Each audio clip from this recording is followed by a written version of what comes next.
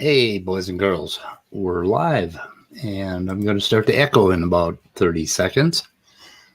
And anyway, so I want to talk about pointy-headed people. Live. Oh, there we go, my echo. I want to talk about pointy-headed people today, particularly James Tour and Anthony Maurice, Tony. So last night, well, first of all, I want to preface this with Snake was right, might get on a stream with us after 4 p.m. Central Time today, I think, or 4 or 5.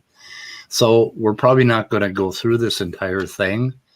I just wanted to kind of open it up to a more of a meta conversation, and then we could talk a little bit about that email stream.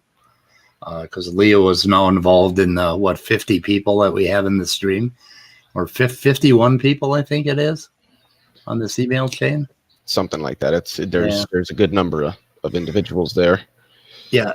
Many LPP is Maddox. We call him Lil PP, Maddox, Mad Ducks. I call him Mad Max just because he was in a debate with somebody on voter fraud like 4 weeks ago, roughly a month and a half or so ago. It was like right after the election.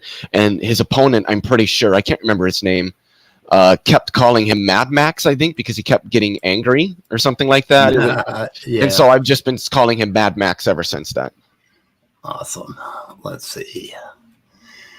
Oh, live shocker. So is this the live shocker that I want? Okay. So John Maddox hosted Tony and Snake. Snake was right. Having a, if you could call it a conversation. Just fucking Tony is pointy-headed people are basically pinheads. They're people that may actually pass an IQ test with, sometimes flying colors like James Tour, but they're still fucking pinheads and they're still pointy-headed people. And the reason Pinhead Larry.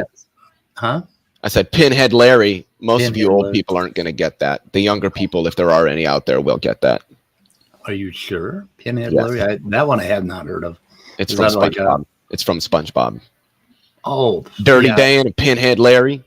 Yeah, SpongeBob scared the fuck out of me, to tell you the truth. I tuned into it for about maybe 6.5 seconds, and I said, nope. Nope. This is just too fucked up. Anyway,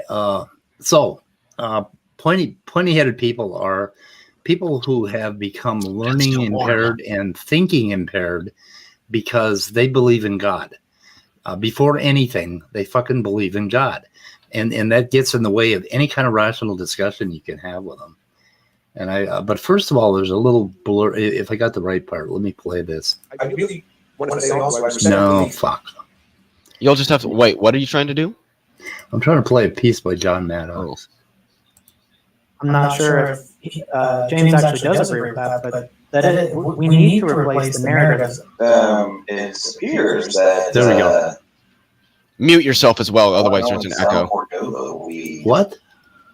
When you play a video, you have to mute yourself, otherwise it'll pick up the video that's coming through, the audio that's coming through, and the echo that's coming through your mic. No, it's not technically true. I have the wrong device set for my Mac. So, okay, now I'm good. Okay, listen to this. Was that at 42?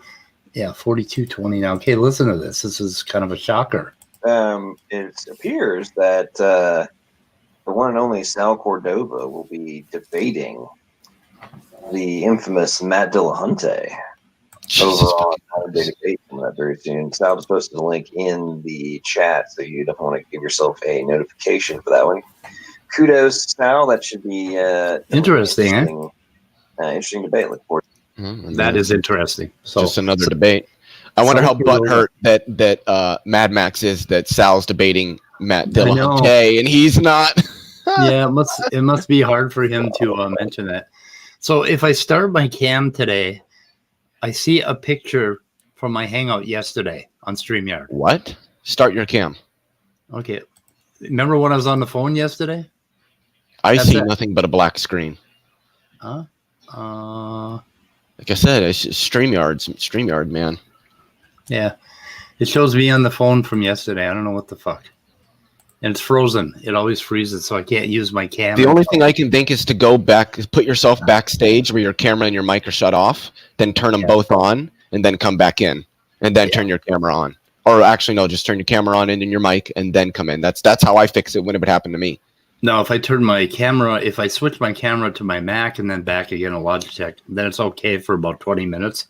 Then it freezes again, and I got some stupid expression on my face. It kind of pisses me off. Anyway, so was Snake on this for the whole 6 hours? I think he might have been. Let me see. Let's take a look. Okay, yeah. 5 hours in, he's there. Oh, he dropped out after 5 hours. And there's Joel. Yeah, Joel and Cell, they get on and do their shit. So he was on for almost 5 hours before he finally gave up the ghost. So, but I had this conversation with Tony on Smokey Saint's channel that kicked off my big war with Smokey Saint. And fucking Anthony Maurice, just listen to this asshole. Well, I've heard him. He has nothing. He has no arguments at all. It'll run out. Yeah, you don't listen. There's I know, other places on the what I'm gonna do, in all my power, I'm gonna email James Tour tomorrow, and I'm gonna try to set up a debate directly with him and what am I going to debate? What do you think I'm going to debate him on? What's the topic? Just all this stuff that you think is going to be proven and it's so plausible. What's the proposition of the debate? Are you scared to talk to him? Okay. Are you scared to talk to me? He just asked you what the fuck the debate's going to be. But see, this is something I'm noticing because James Tour came on Mad Max's channel, I believe, a few months ago, if I'm not mistaken. And I'm almost certain he did. Ever since then, their entire group has been writing on what he says. So for the audience here, I just want to read this, that James Tour received his Bachelor's of Science from Syracuse University and his PhD from Purdue University in 1986, and he completed postdoctoral work at the University of Wisconsin-Madison from 86 to 87 and Stanford University from 87 to 88. He has degrees. He's known for, I don't know what his degrees are in, I think chemistry and then nanotechnology. He's a professor of material science and nanoengineering and a professor of computer science at Rice University in Houston, Texas. He's an organic chemist, or just a chemist, a material scientist, and a nanotechnologist. I think actually almost all of his work throughout his career has been on focusing on nanotechnology as it applies to the medical industry. He is not a molecular biologist. He is not an evolutionary biologist. He is not a biochemist. He is not an origins of life researcher and has never done any work on origins of life at all. I'm not going to say that he's stupid or uneducated. He understands the chemistry well enough to probably know the subject, but his credentials, quite frankly, are not entirely, I'm not going to say they're 100% irrelevant to the field, but they're not thoroughly relevant to the field of origins of life. But I think the bigger issue here is he's not an origins of life researcher and has published nothing on origins of life as far as I know. Why are they writing on one guy what he says about origins of life when that man is not even an origins of life researcher or even works in the field of biology for that matter? Well, to frame this now, Tony or Anthony Maurice is one of these redneck assholes who just likes to get mad at people, and he found these guys frequently go out and look for a pit bull. That's their pet of choice. They want a pit bull that's going to bite people, and Tour is that pit bull. So these guys basically they've come up with this pit bull, James Tour, and if you listen to James Tour talk about Jesus, you realize he is not a person you're ever going to have a rational conversation with about that. However, James Tour, in this debate that they do with Lee Cronin, James Tour made some concessions, that we'll take a look at. But when you finish up, there's one quote from James Tour that I want to give, but go ahead and finish. Okay. We'll do the Tony part. No, I'm asking you what the proposition of the debate was. I just told you, don't tap dance. Okay, well, maybe I didn't catch it. What's the proposition? Well, then you got something wrong with your ears, man. What's the proposition? What a fucking asshole he is. He's not an asshole. He's just really stupid. He doesn't know. I don't think Tony knows what the word proposition means. Tangelo He's both. He's an asshole and he's stupid. for Well, two. he's an asshole because he's stupid and he has no other defense mechanism for when he meets people that are smarter than him. That's his only defense mechanism, is to be an asshole. That's a characteristic of really, really uneducated people. Let's get through this. Do you have a problem with movie memorabilia? All right, this is. Okay. What's the all right. proposition? You didn't tell me. Okay, guys. Okay. That's why you hang on. don't tell me. You said the molecules are not going to degrade and dispose. Okay, so Maurice is an asshole. There's another part here. Let's see what this part is. It's labeled Tony asshole. Mike. Not as rare as Yeah, Mike. Okay, right. Okay. You want to go on, Maddox? Mike. Mike. Not as rare as you think. Yeah, Mike. Okay, right. That's Tony Not as talking. rare as you think. Yeah, I know who that is. I can tell. He's talking about abiogenesis. Tony is. He doesn't know anything about it. I'm pretty sure didn't Immutable ask him a few questions about like just like really basic biochemistry, because Tony said that he had like a bachelor's in chemistry or something like that. I'm pretty sure Immutable asked him like really, really, really basic level questions, like and he refused to answer. first day undergraduate stuff, and he didn't even acknowledge the question had been asked. And here's another little piece. That's what you do. No. No. I'm gonna act like you. No. Meteors, No. cut me off. No. I'm gonna act like you, little retard boy. No. Okay, guys. Hey. Yeah, it's done. Okay, Notice how Mad Max is saying "okay, guys" rather than "okay, Tony." I know exactly. They'll never go after their own unless they absolutely have to. And when they do, they'll try to make it that it's both sides' fault, not just the one person whose fault it actually is. If Snake had been doing that, he would have got muted immediately. Exactly. But he hasn't muted Tony yet. In John's favor, he did actually break these guys up a few times. He did a better job than Smokey Saint did, because Maurice is nothing. I mean, this whole fucking thing was nothing but Anthony Maurice making snide comments and that's all he yeah. Oh yeah. You think it happened? You ever notice when he talks about the origin of life, all he ever talks about is specifically is replicator first model. Like I'll mention something, and then Tony, like in text chat, this has happened a couple times, and Tony will say something about, the RNA world has been proven, it can't be true. And I'm like, and I always say, I'll just repeat ad nauseum. When did I mention a replicator first model? Right. When did I mention specifically a replicator first model? Yeah, but the RNA world, it doesn't work. It's bunk. When did I mention a replicator first model? Yeah, the RNA world, it doesn't work. Like people like James Tour, they've all said that doesn't work. We've proven that can't be the case. Where did I mention a replicator first model? Like he doesn't. It's just fucking hilarious. Okay, are you up for going over this at 7 p.m. Central Standard Time tonight? Yeah, absolutely. Okay, Snake will be on, so he just replied to me. Can I read this quote from James Tour, by the way? Yes. All right, and this comes from his website, James Tour Group. Evolution Creation, I believe, is the tab. And quote, "To those who are disconcerted or even angered that I signed a statement back in 2001," and this is in reference to a scientific descent from Darwinism, which I think either you or Immutable would know more about that. I don't know if it was necessarily saying that like evolution is wrong and we need to get rid of it, so much as it was we need to start recognizing some of the problems that it does have and work on a solution. But it's not what this is about. "To those who are disconcerted or even angered that I signed a statement back in 2001, I have been labeled as an intelligent design proponent. I am not. I do not know how to use science to prove intelligent design, although some others might.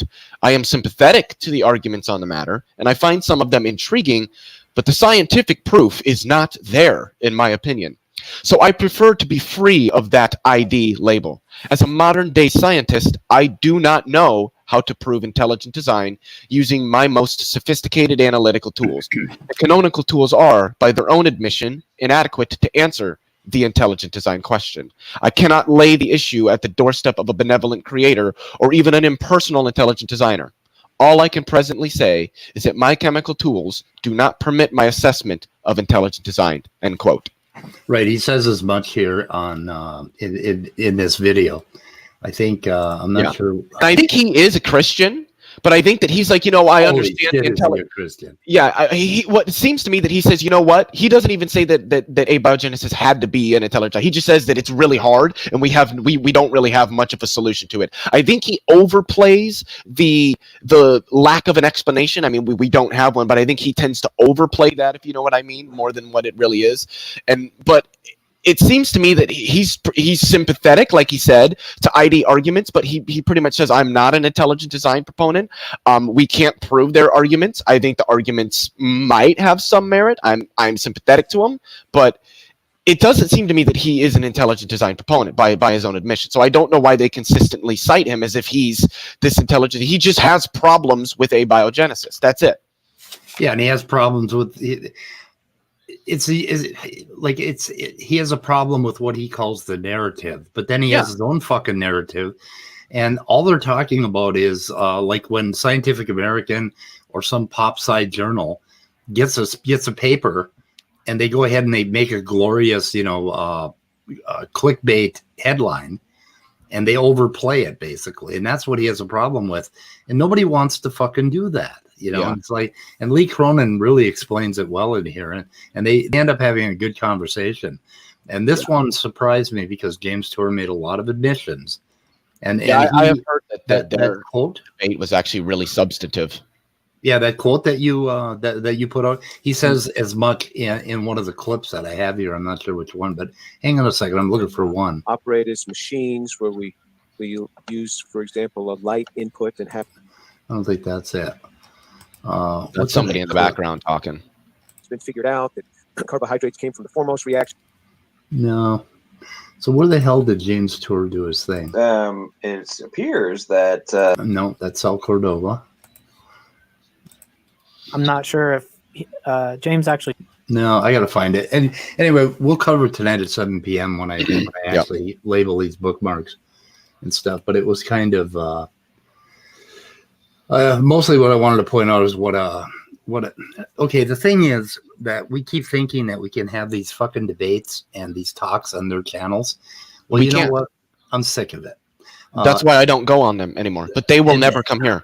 And what we need to do is we need to just start. We did kind of need to be not necessarily rude, but what's the word I'm looking for? Prod them a little bit. Be like, so if you ever have an interaction with Mad Max, just be like, John, all of us, we've come on your channel before. All you ever do is mute us every time we try to make a point. Why don't you get the proverbial C.O. Jones and come on our channel? Why is it that you only ever want atheists to come into your guys? You, SFT, Praise, all of you guys, you want all the atheists to come into your ring, to come onto your home field, but you will never come to ours. And it's very, very telling. It implicates that you guys, quite frankly, are cowards. You want us to come into to your guys' ring where you guys can team up on us and mute us whenever you want, but you won't come into our ring despite the fact that we don't mute people, which we don't. Have you ever muted Otangelo on this channel? I honestly don't think so. I really don't. Yeah, dude, you've muted me because I wouldn't shut up when I was going off on Otangelo, but you haven't muted Otangelo as far as I know. In order to have a conversation with these guys, you have to do things like I did with John Maddox in that email stream, where it's like he says, oh, it's a code, and then I say, okay, define code. And then what should have came back, the very next email should have been him putting out a putative definition of a code. And then we go back and forth and we hammer out the definition. And then we move forward. But you can never move forward with them because they will not answer. They don't know how to do this fucking back and forth reasoning thing. Of course not. Because for them, all it is rhetoric. They just want to say, they want to get their shots in at you and laugh at you and call you evolutionist and all this bullshit. And they won't come and talk like human beings about a problem. Well, James Tour and Lee Cronin actually did talk in this video, and it is worth everybody watching. But that rarely fucking happens. Mm-hmm. But the thing about James Tour is when he talks about Jesus, he talks about, I love Jesus. He's talking about really loving Jesus, like in a serious, well, I was a little worried, in fact, but what his relationship was with Jesus exactly. But he claims to have seen him, and these guys have this belief that gets in the way, and there's just absolutely no way to have a conversation with them. So we're either going to talk about them, or they're going to come over here and have an actual conversation about science, or else fuck them, you know. And they won't do it. They will not come. You will not. Maddox Like, won't. Maddox is afraid. Say you have Speed and immutable here, like you do right now. If Maddox was in my position, he'd never do it. He would never be in this position, not once, because he knows. The thing with Maddox is, number one, he's not ever interested in having a discussion. He's only interested in throwing around big terms that he learned 2 days ago, so he can browbeat his opponents and sort of intellectually flex on them. That's all he wants to do. He's not interested in having a discussion. Number two, he knows the limits of his knowledge. He knows he doesn't have as rigorous an understanding or as technical an understanding of this stuff as some of us do, especially you guys. He won't put himself in a position where he's going to be embarrassed. Why do you think he won't? He literally said, and Erica was actually in the stream when he said it. He straight up said, "I will not debate Leo on physics." Yeah. Well, he won't debate me on anything. When I talked with Maddox about, several months ago now, like 6 or 7 months ago, in regards to like proteins and how they actually work and why you wouldn't need full-blown proteins. I remember that. At the origin of life, essentially, like, he entertained it, but he would, he essentially said, like, he doesn't care about the technical details, right? Yeah. He doesn't care about the nitty-gritty. He's more concerned, like, with the, the heroistic of it and, like, overall, like, what that narrative seems to point to, even, and completely disregarding the technical literature, which, I mean, if that's what you want to do, so be it. But the thing is, like, with Tony as well, because I asked him questions on, like, chem stuff, like, fairly basic shit.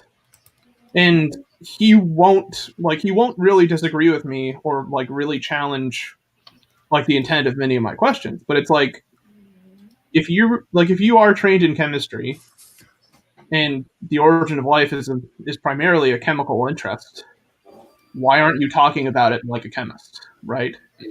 Why are you going, like, so baseline with it, like, with these questions, when you know that those are, broad spanning? Yeah. It's just, it is what it is. But I mean, it's like you guys were saying. I mean, it's telling that, Maddox or Smokey or other people like that won't come onto our channels, but we will go onto theirs to discuss, whatever stupid topic they want to discuss. Yes. To me, it indicates that people like us are actually interested in trying to have a discussion on this, whereas what they're interested in doing, like I said, is just browbeating. Oh, yeah. I mean, like, Smokey, like, when Speed was talking with Smokey several months ago, right, Smokey had raised, like, several, problems, quote-unquote, that he had with evolution. But if you've ever heard the man talk about evolution at, once in your life, it's fairly obvious, like, that he doesn't understand very basic principles like taxons and things like that to even discuss what evolution is as a process, or, how predictions about evolution are made. And it's like, okay, why are you challenging or rejecting a field which you don't even understand? Yep. And usually, like, I judge a person based upon, like, how they talk about a field. Like, there's valid ways to talk about chemistry that are very basic, but there's other ways of talking about chemistry still at a basic level that are just factually incorrect. Yep. Just not very, like, representative of what actual chemistry is. Yep. There's something I wanted to say. The only one who will come into atheist rooms, and who does, is Otangelo. And last night, No Direction, I can't remember what his actual name is, but you guys know what I'm talking about, actually said, you ever noticed that if Otangelo is in a stream and that you go off air, that he rarely ever sticks around for a discussion? So have you guys ever noticed that? The reason that Otangelo goes into atheist streams is not because he's interested in having a discussion, but because he wants to posture in front of an audience as if he's this big time Christian apologist that can come in and just absolutely destroy these atheists. And I almost think that to a certain extent, he wants to be seen by everybody else that's in his little clique, Maddox and Praise and SFBima, Joel, and all of them, that he's sort of this martyr, like he's the big fighter that'll go into the atheist rooms and take the heat and all this stuff. But he's the only one that does it. But that's because he just wants to posture in front of an audience, which is why when you go off air, he never sticks around. Well, he's the only person. He's the only person that actually knows how complex the cell is. Well, this is directed at Leo, but also at Speed. Like, you've been around in the community for a while. Do you remember when true empiricism was popular? Yeah. Like when he was talking about like DNA degrades in water and like ATP synthase and I don't know if I know who that is. So like a few years back, like we had a well, a few years back. What the hell, man? Come on. There goes the neighborhood, man. They're doing the thing that Knock and fucking John do all the time. Somebody brings him in, and then the other person ends up putting him backstage trying to bring him in. Albinos are slippery. What can I say? You. How you guys doing? What are we talking about? No, I Pinhead. was there with Angelo to true empiricism in the respect that true empiricism had like a select few talking points, like how DNA degrades in water and I mean, mayonnaise. Yeah, ATP mayonnaise and ATP mayonnaise. I'm sorry, that's fucking funny. Well, no, ATP synthase, but people say mayonnaise. It's a little joke. Yep. Okay. Yeah, I like it. The fundamental similarity between them is that like true empiricism had very shallow talking points, like points that he had kind of devoted to heart. But you ask him anything more about how the process works, like the replication of DNA and how that process is undergone, he doesn't know. And the same thing with the tangent. Like, if you ask him about protein structures or things like that, I mean, didn't he memorize like a fucking nursing book he found on a bus? What? Yeah, he memorized a nursing book he found on a bus. It's like all those books, the quantum mechanics for babies, gauge theory for babies. Have you guys seen those? This one would be like molecular biology for babies. I mean, no lie. No lie. I actually want to read those to see. So do I. What they say. You know what I mean? Just see how basic they actually are and how well they explain things. Which I've heard that they're actually pretty damn good. For dummies, you mean for No. There's a series where I think it's an author or a couple of authors. Yeah, just look up. No. So I'll do it right now. Quantum mechanics for babies. It's literally an introduction to these topics not literally for babies, but for like people who are younger. Yeah, quantum. I have a quantum mechanics books for dummies somewhere. I had an astronomy for dummies. I want to get the quantum mechanics there are so many fucking books I need to buy that I really hope to check. I don't think the check's going to be $2,000. I think they did end up passing the $600 one, and I'm going to be spending that on an iPad mini so that I can produce more content. Honey, I just want my money. I don't give a shit how much it is. Oh, I want enough to be able to buy a tablet so that I can make some of my science education videos at least, which I should be able to get the iPad mini. I don't need some big grand iPad to do it. I just need something I can fucking doodle on. Okay, so what are you going to buy with that $600? An iPad mini. How much is that? I think roughly $500, but I don't know what tax or shipping will be included. Quantum mechanics for babies. I have quantum mechanics for dummies, and it really is a good book. You guys were talking about James Tour, right? Before. Yes. Yep. So there's a really good, I think Scott Duke mentioned it. There's a really, really good video by what's his face, Professor Dave. Yep. About James Tour, where he goes over James Tour's criticism of abiogenesis. Some of the points are relevant or cogent, like how the media, for instance, portrays abiogenesis research. Yep. On the other hand, one of the things that James Tour says is, I don't understand evolution. Yeah, I mean, who does? I'm joking. There are people who do. Yeah, but someone who has no understanding of evolution or biology, and he goes and starts yapping about abiogenesis. Right? Isn't James Tour like a material chemist or something? Or he's an organic chemist and a nano engineer. Yeah, that also. So yeah, material science. He's never done any origins of life research in his life, as far as I know. Oh wait, I can't tell you. He has this point that has something to it, Pointy which head. is biologists don't understand chemistry. Well, it depends. It depends. That's bullshit. To me, it depends. No, somebody who just has a bachelor's degree in just general biology probably doesn't. But somebody with a PhD in molecular biology or like evolutionary biology probably understands organic chemistry, biochemistry pretty well. I'll give you an example of what I mean, and I am not siding with James Tour. I'm just trying to say that, yes, we can say that James Tour knows shit about abiogenesis, but we don't have to malign him or ignore his cogent points. Do that. No, that's true. In Israel, we have the Weizmann Institute, which is like a very, very big scientific institute and quite world famous. And I've heard from people that work there in the they have these workshops and they have the actual scientists doing the research. And people who worked in their workshops say that these are chemists and most of them are PhDs. They get from some biologist this instruction of, make me something that goes so-and-so. And they just say what they needed to do. And then the guys in the workshop need to synthesize something. And the researchers most of the time have no idea what's being synthesized, how, why, nothing. And they don't care, and they don't need to know.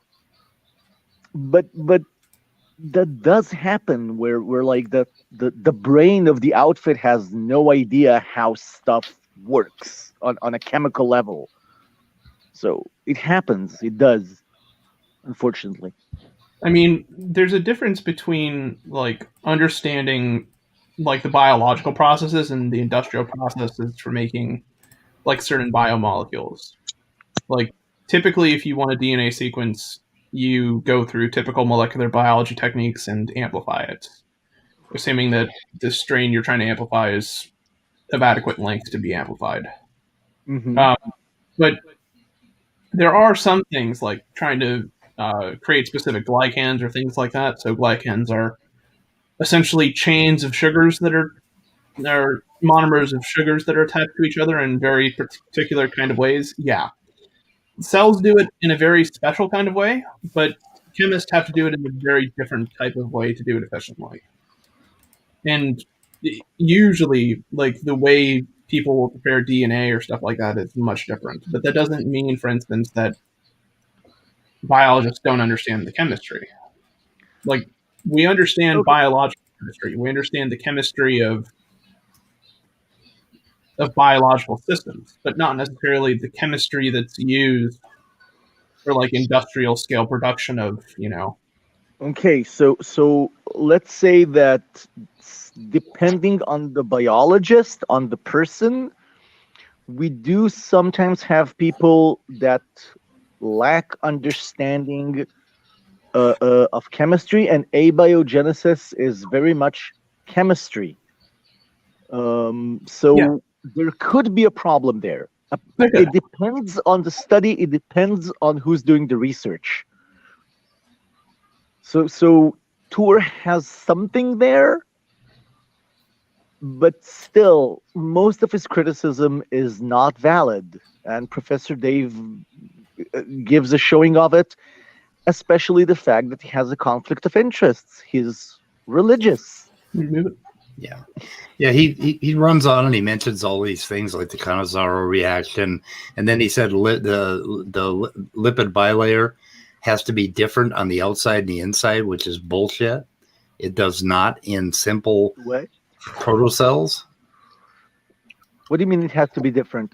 He just throws that out. He throws out a stream of things, and that's one of the things that he said that I kind of caught on. He said there are 40,000 different kinds of lipids, and there are that the outer membrane or the outer member of the bilayer has to be different than the inner layer, and that is not really fucking true. That is true in modern cells. But it's only true because that's how it gets sorted by the process that creates it, basically. So he throws out all this shit.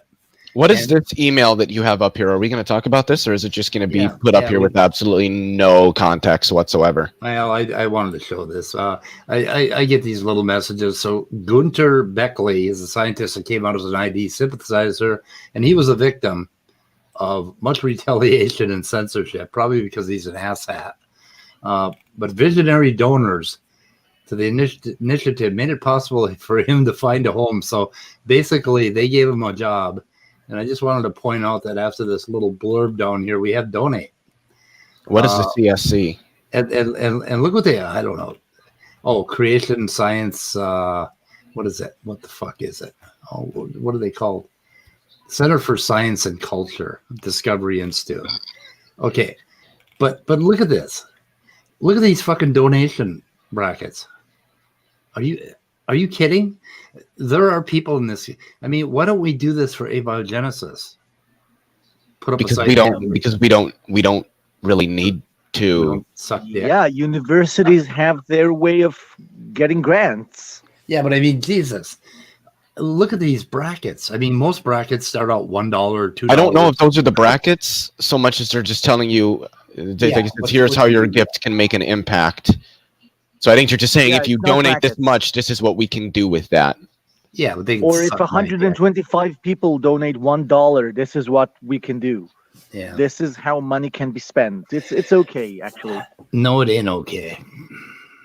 No, the idea that for crowdfunding research because they can't get grants. So this that's not cool. So this failed fucking creatard came out and started shooting his mouth off. He lost his job, and these guys are basically supporting him now. They love to get these PhDs that are failed in other areas, and so they can contribute to this fucking rhetoric that they keep pumping out, and that's all it is. I think I listened to this guy, and he's an asshat. This is why I frequently cite a consensus or ask about the consensus, because it's always going to be true in any field on the face of this earth, from communications, sociology, psychology, economics, to physics, biology, genetics, chemistry, things like that. You're always going to be able to find a handful of professionals that agree with asinine positions that push pseudoscience. So you need to ask yourself, okay, cool. You've got 3 professionals that support your position on this, but what does the consensus of relevant professionals say? That's why a consensus matters. Yep.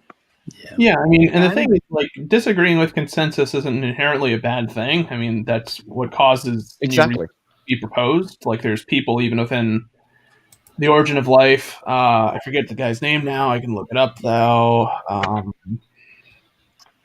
want to get this right, so let me look it back up. David Dmiter, for instance, who's an Origin of Life researcher, but he's more interested in, for instance, he's more interested in freshwater chemistry for The Origin of Life. So he's studying like water areas that are nearby volcanoes, because he based on his research believes that oceanic environments like near hydrothermal vents aren't sufficient because of the salt concentrations there to permit for certain processes relevant to the origin of life to occur. Did you listen to that video that Dmiter leaked yesterday? Yeah, I have not yet, but I do have it saved. That is really good. It's really interesting. It really emphasizes the need for freshwater and various atmospheric chemistry research to be done in abio. Yeah. And I think... Go ahead. He's pointing out how there's a few compounds that react. I think it's carbon monoxide, ammonia, and hydrogen will react like in comets and if it's stimulated by UV light, which is everywhere in outer space, it'll create all sorts of molecular species. It'll create carboxylic acids, it'll create lipids, it'll create adenine, it'll create all sorts of different stuff. And like the point of it being is that there's multiple different routes you can have to produce certain biological molecules, but and towards the end of his research, he begins exploring this topic as well. Like, it's more important to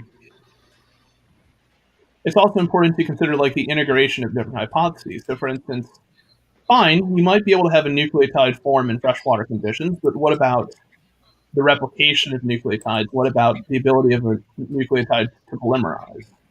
And would that to be able to occur on a dry cycle, for instance. You know, there's an expert on all that in the live chat. I don't know why he's not in here. I know. Standing? So what I was going to say is that what most, especially lay people, don't understand about abiogenesis is they think that it's just a little bit of biochemistry, maybe some molecular biology, and that'll figure it out. Fuck no. You are going to have to understand at least a little bit of climatology and atmospheric chemistry, a basic understanding of physics with probably more of an emphasis on electrodynamics, electromagnetism, and optics.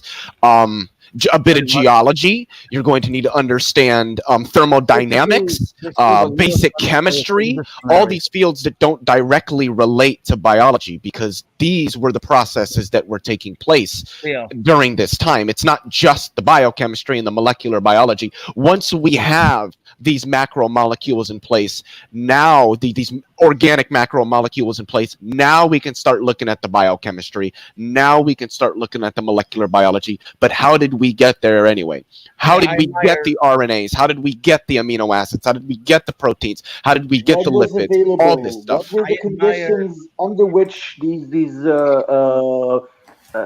reactions took place? Yeah, of course. Yeah.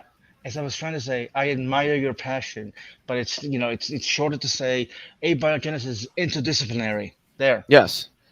Yeah. But I like to explain what, like, most people are going to hear interdisciplinary. What do you mean? Fair enough.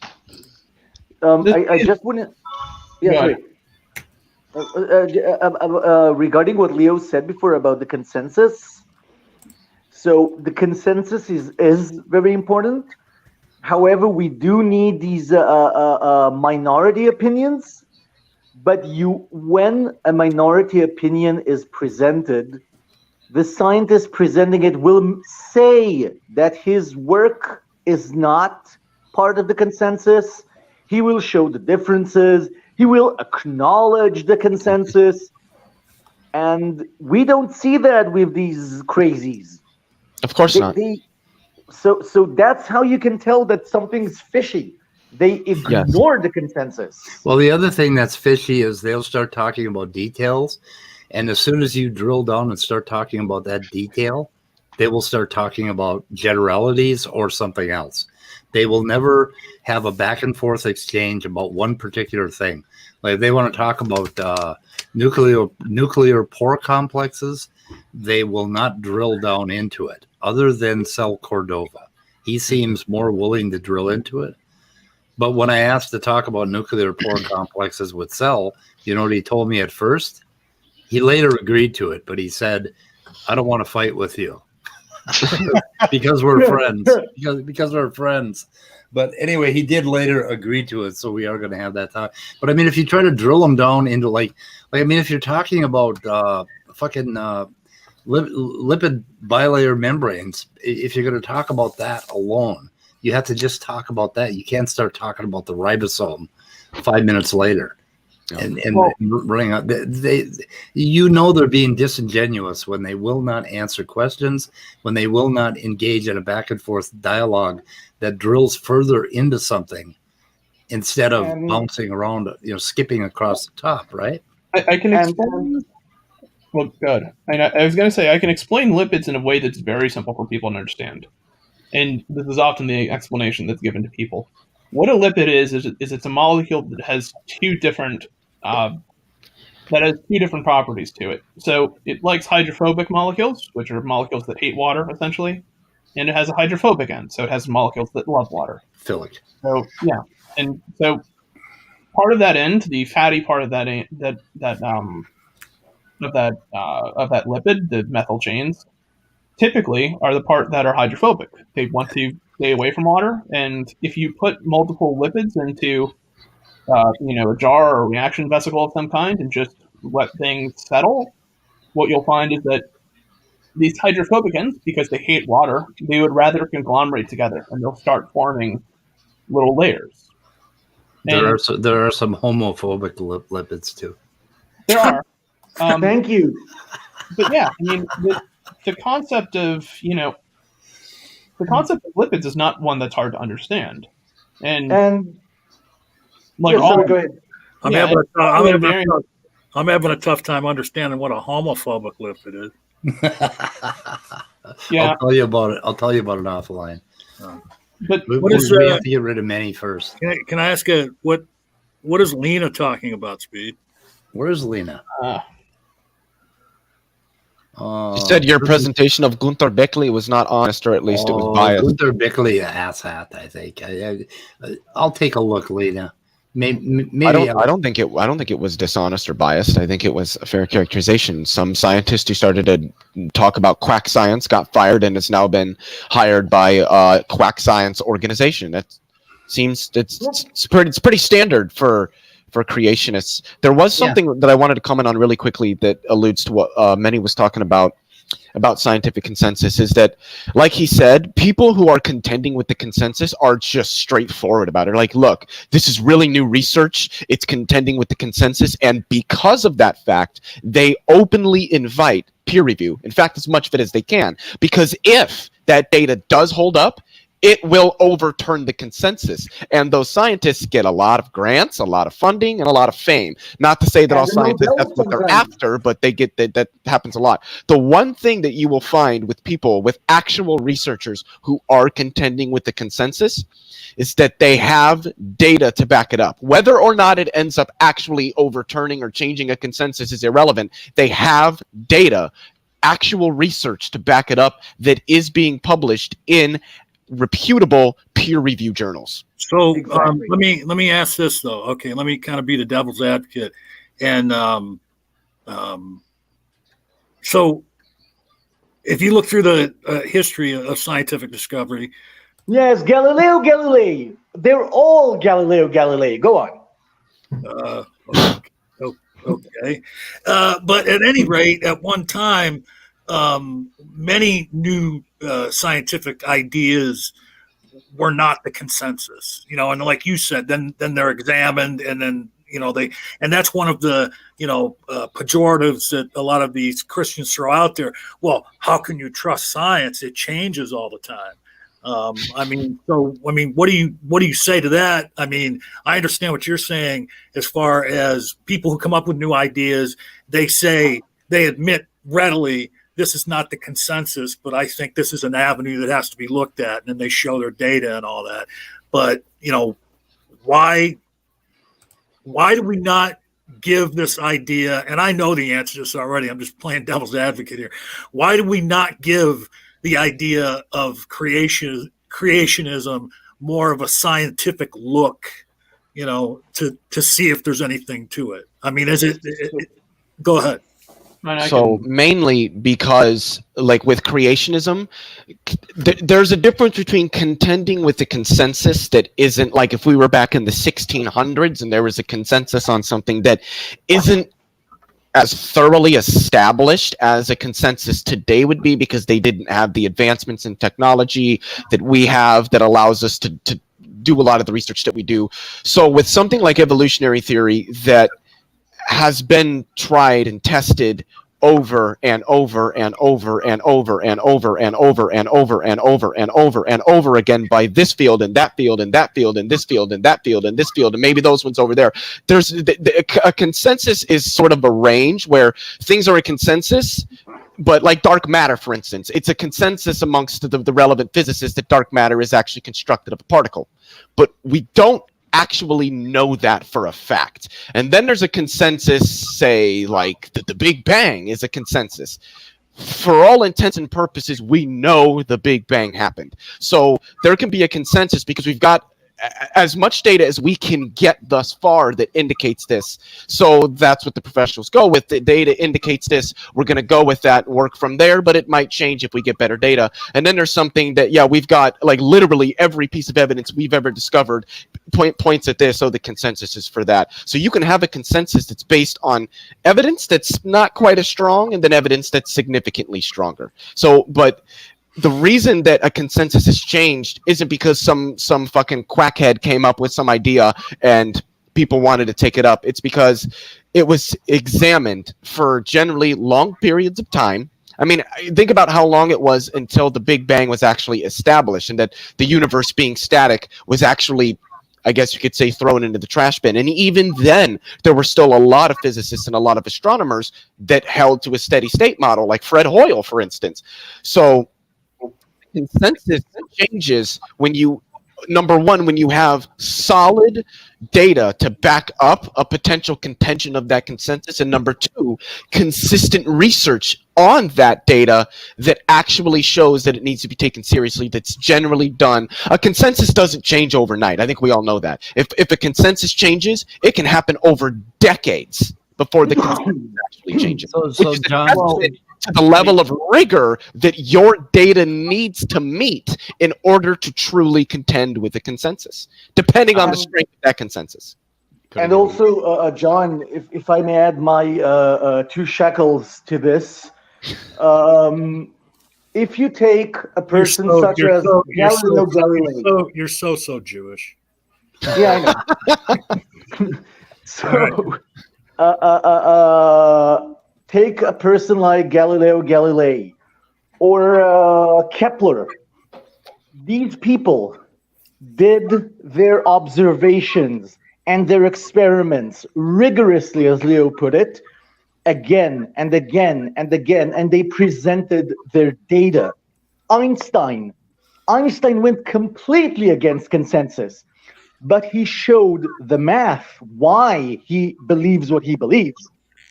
On the other hand, go and listen or watch Creation Myth, Dr. Dan's takedown of Nathaniel Jensen. In his book, he goes, here's a hypothesis, and moves on. He does no work, all right, presents no data. Let me ask this question further then. Wait, just let me finish the sentence.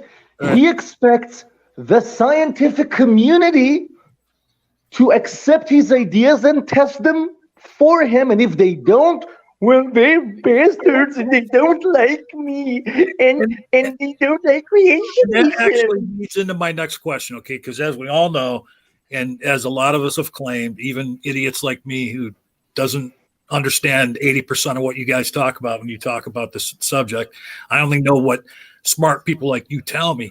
But in a lot of instances, the creationists get compared to flat earthers, in that flat earthers never provide their model. They simply go out tearing apart the global model. So, all right. So if you like, how about some of these creationists here? You and Leo and Immutable and, Speed, and I can't see the name of the other person here. You guys are all scientifically minded. Pretend for a minute that you are a creationist, that you're a Christian. What would be the methodology? How could they go about substantiating their model? Like, what kind of testing would they have to do? That's very simple. The scientific method, which they don't do. Okay, one at a time. Could I talk? I was going to talk. Okay. Okay. Okay. Thank you. Okay, John. So I've thought about this a lot, and so what they're claiming is that there was a creation intervention, right?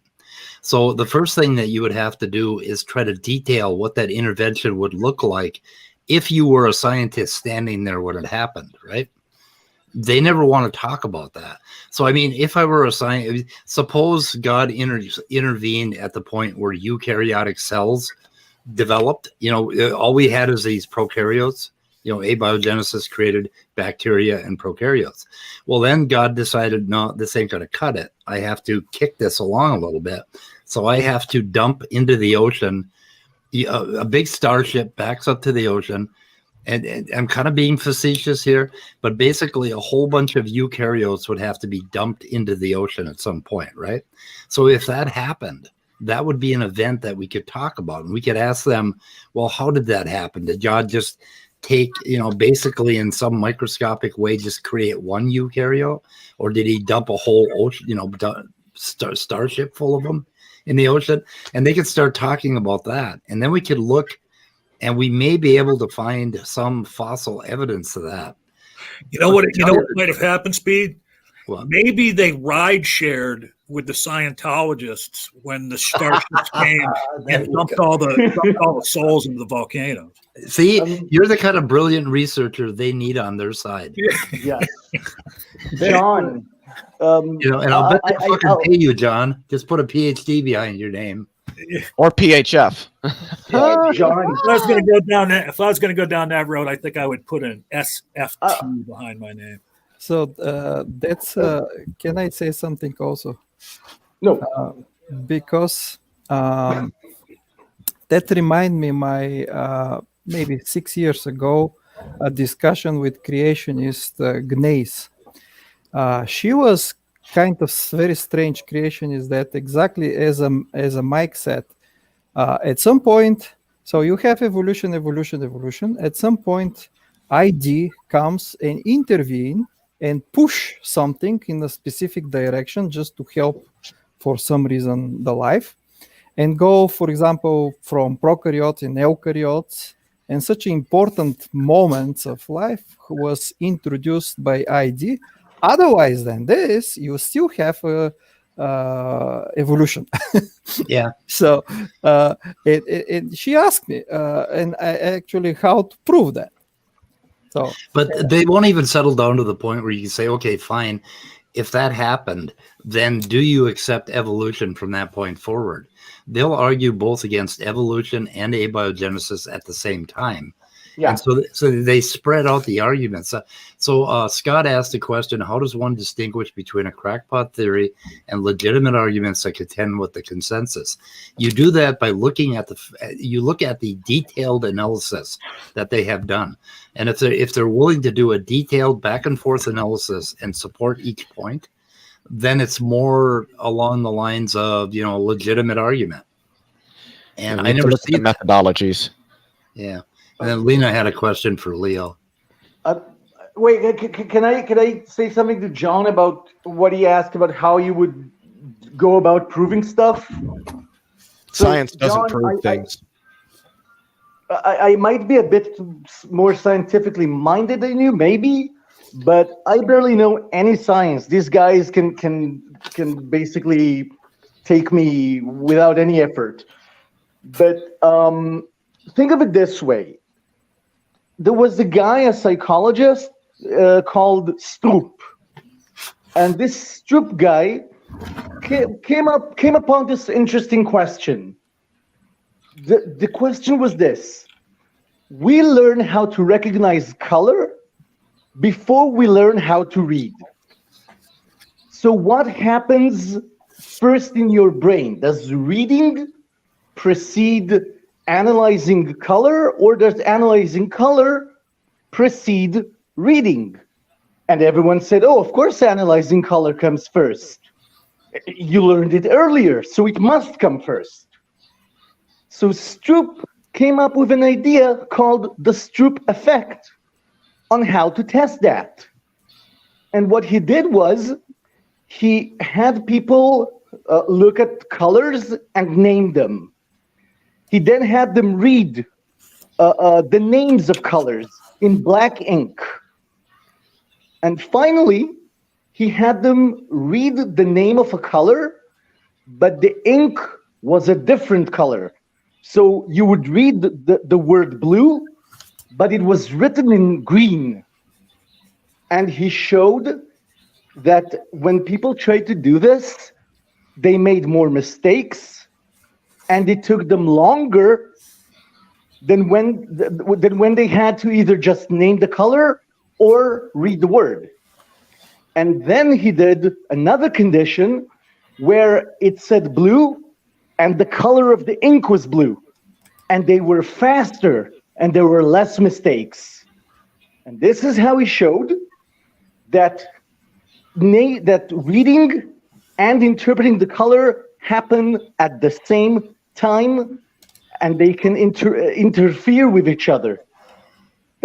He came up with the methodology. He had a good idea. And this has been, since then, the most studied effect in cognitive psychology ever. There are like more than 40,000 articles on this stupid little shit. No, not him, like the effect. Right. He's a genius.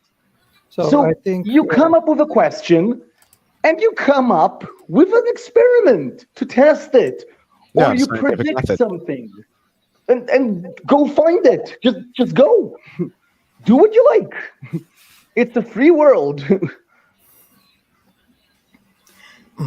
So Top Dog had this video. I wonder if we should play it. Top Dog thinks so. Well, I was going to say something, but okay. Hang on a second. I thought Lena asked us a question. She did about RNA World. Okay. The fact that you asked that question, Lena, indicates that you already don't quite understand the problem. Whether RNA World is possible or impossible, and I guess RNA World would have to be completely detailed, like to the finest degree, in order to find out if it's impossible. Just like it would be detailed to the finest degree to find out if it's totally possible, or if that's what happened. So it's just a wrong-headed question to ask: is RNA World possible, or has it been disproven? Well, I don't think that's what she was asking. The question is, do you think that it is wrong when creationists claim that RNA World is an impossible scenario? To which I would say yes. Yeah, I think so. It is wrong when they say that. We don't know. The thing that I have heard from a lot of professionals in the field, and something that I hold to myself, is there isn't just one world hypothesis or world model, whether it's replicator first or metabolism first or membrane first, that's one of those is the only one that's true for how life developed. I think it's a set of them occurring in different environments across the earth, all at the same across time, the prebiotic earth, that slowly started to come together, and that's what life arose out of that. I also think that a lot of organic compounds probably weren't even developed on the earth. They were delivered to it by asteroids, and we already know that complex organic compounds can develop on asteroids in the vacuum of space. So, and in other places. It is, and I would add, by Dmiter, you once put it as by what law? Meaning, if creationists want to say that RNA World is an impossible scenario, they need to explain why, and they need to show data. They need to show an experiment proving it's impossible. Nobody's ever created no, they're not allowed to say that. So I just want to say a very little quote here, because RNA World is just one of the scenario or workable hypothesis in the science in the moment. That doesn't mean the RNA World by itself is the answer or not. It could happen that RNA World is not the answer. In fact, I think that RNA World is not the answer. But this is my personal view. And I have also arguments for that. But there is other hypothesis around, which is just purely scientific hypothesis. So the creationists very frequently explore unfinished work from science, because science is in progress. And sometimes we have a wrong hypothesis or good hypothesis, right? So it doesn't matter. After all, after all hypothesis, the final judgment comes with the experiment. So, and that's it. So the creationist exploring the gaps very frequently, and this is not the way how should be proceed. Yeah, a hypothesis is not poking holes in some other theory and saying, oh, the other theories are all wrong, therefore we have this big like gap space here, and in that gap space we get to plop down whatever the hell we want. You know what I mean? I mean, to have a hypothesis, you have to be talking about your idea. If they're talking about intelligent design, model. Yeah, if they're talking about intelligence design, tell me exactly where are you proposing that this design happened, and over what time period, and what would it look like if I were standing there? Yeah. Exactly. I like the way R.N. Raw words it. If you're gonna propose that something happens, there has to be a there. You can't just assert this happened with literally nothing to back it up, which is all creationism and intelligent design is. They do not have a model. They do not have a mechanism that explains what occurs and how and what ways and how we can measure it or test for it. Nothing. It is literally not a model or a hypothesis at all. It's a baseless assertion. Well, and the thing is too is that like I know me and Dmiter talked about this like quite at length, and now is not the time to do it. But RNA world, is a hypothesis among many others that are contending to try and answer various questions of the origin of life. Now, RNA world may have trouble explaining something such as like the origin of the genetic code. Although it could be that RNA world is not the full answer to the origin of life, but is part of the answer. That's what I think. Yeah. It contains part of like what is essential for processes to develop in terms of getting yourself near the stage of a cell. And part of it too, and this is more like on the computer science aspect of it, is what we're essentially doing is we're trying to piece together data from very, very early environments of the Earth and simulating what types of chemical processes and physical and geochemical processes would have occurred, and what types of transformations are acting on this basic set of chemicals. And so part of it is exploring the richness of the richness and the potential of these kind of exotic chemical locations. But also, it should be oriented in trying to figure out, a theoretical understanding of, okay, if we have a very basic set of compounds, like, ammonia and carbon monoxide and hydrogen and stuff like that, what types of molecules can be produced under these conditions, right? What types of chemical diversity or processes can occur, predictably, given this set of parameters? What the hell? Make predictions based upon what simulations suggest and comparing that to what the real world actually says. Can I add to that? Sure. Really quickly. So I think you make a really good point that RNA world might not be the full explanation, but it might be part of it. That's what I think it is. I don't think you couldn't take any one of these hypotheses and fully account for every aspect of abiogenesis, because life, probably even the earliest forms of life, had more than one aspect to them. You've got replicators, you've got membranes, you've got metabolisms. There's obviously other things that life has, especially today versus back then. But the way I see it is that the replicator first, there are probably places on a prebiotic Earth where the replicators did develop first. Then there's probably other regions where a metabolism developed first. Then there's probably other regions where a membrane developed first. But you did not get life until all of these different elements co-localized and began to interact with each other, out of which you got life. I don't think one of these hypotheses will be universally correct. I think they're all a part of the larger answer. But that's just my opinion on the matter. Well, in a very basic point, kind of conclude that, is to consider, for instance, like lipids, like we talked about earlier. Mm-hmm. Lipids have a hydrophobic tail and a hydrophilic head. So the head of the molecule loves water. The tail of the molecule hates water. Okay, that's great.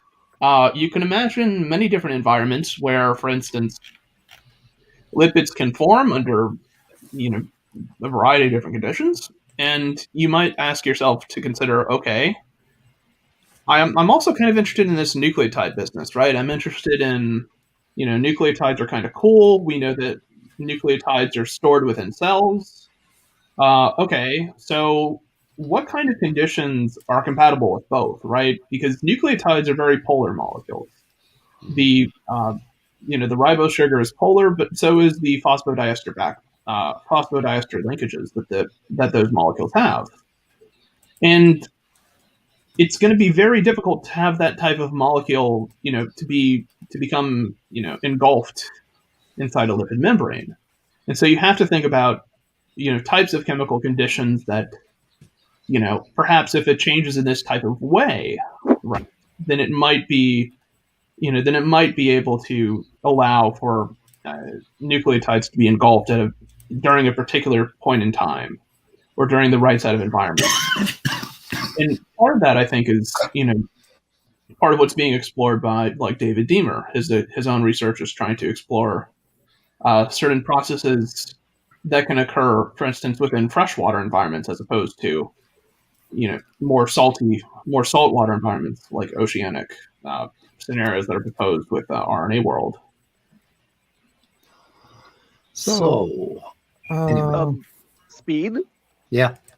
If I might make a suggestion, maybe we can take one night and make a video about how scientific articles, what they look like, because they all have the same structure.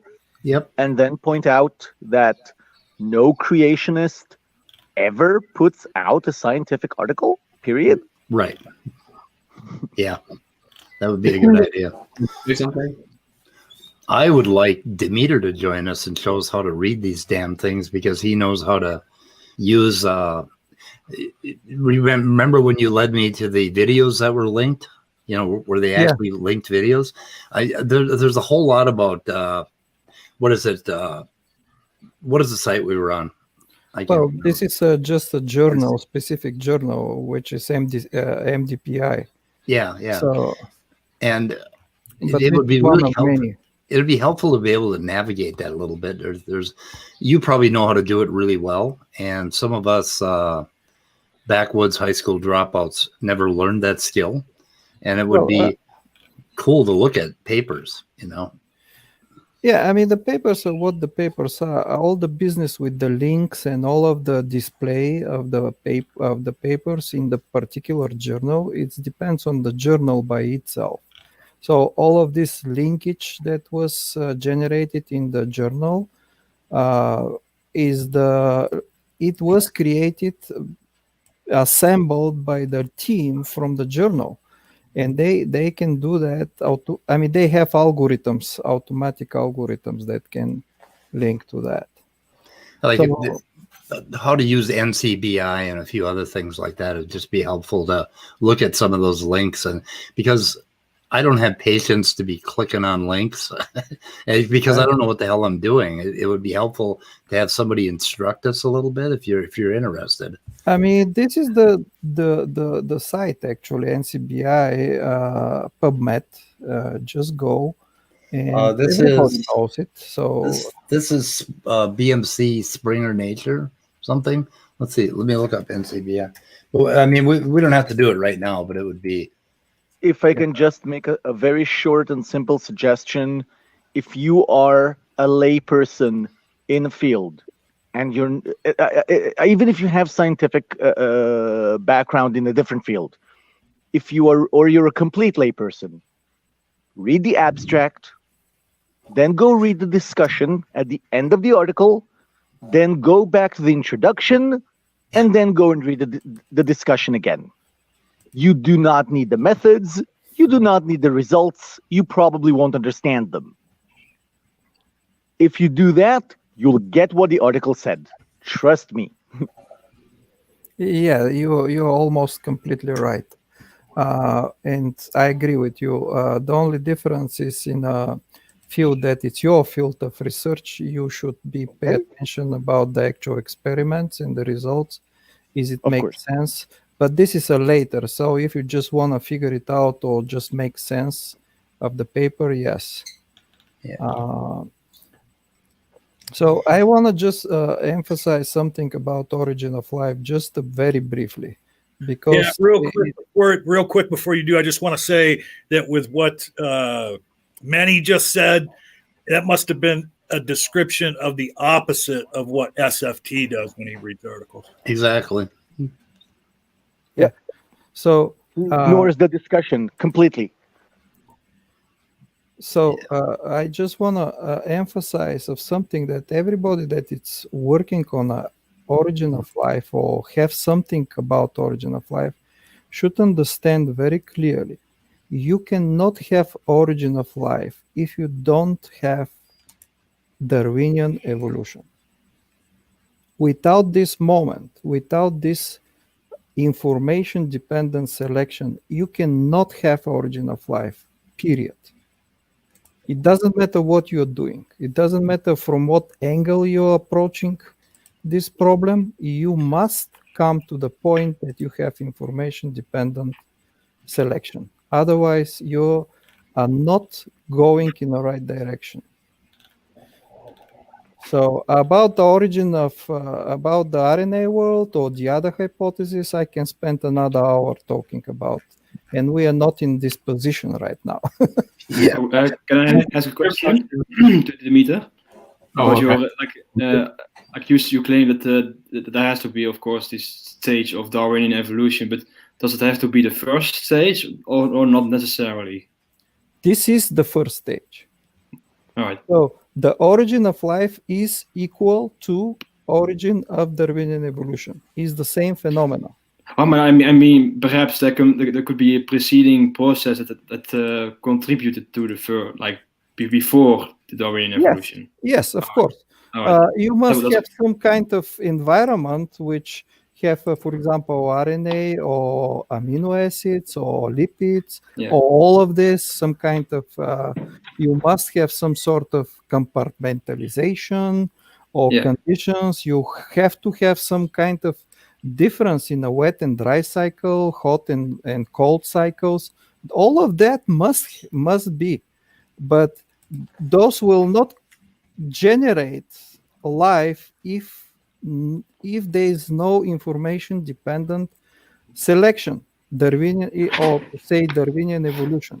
So without Darwinian evolution, nothing further can continue. You don't have improvement. You don't have nothing. You don't have life. So I think it's very clear. So as a layman, I'm leaning towards a metabolism first scenario, of course.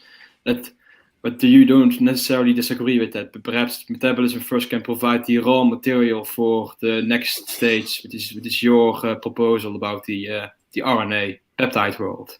Yeah, it is relevant. Yeah, it is relevant to the point where you have to have Darwinian evolution, but that it's not the same as origin of life. No. So, I don't think just metabolism is life. No. Can we talk about natural selection if we do not have life? No. Life and natural selection are the same phenomena. This is the same thing, equal. And there is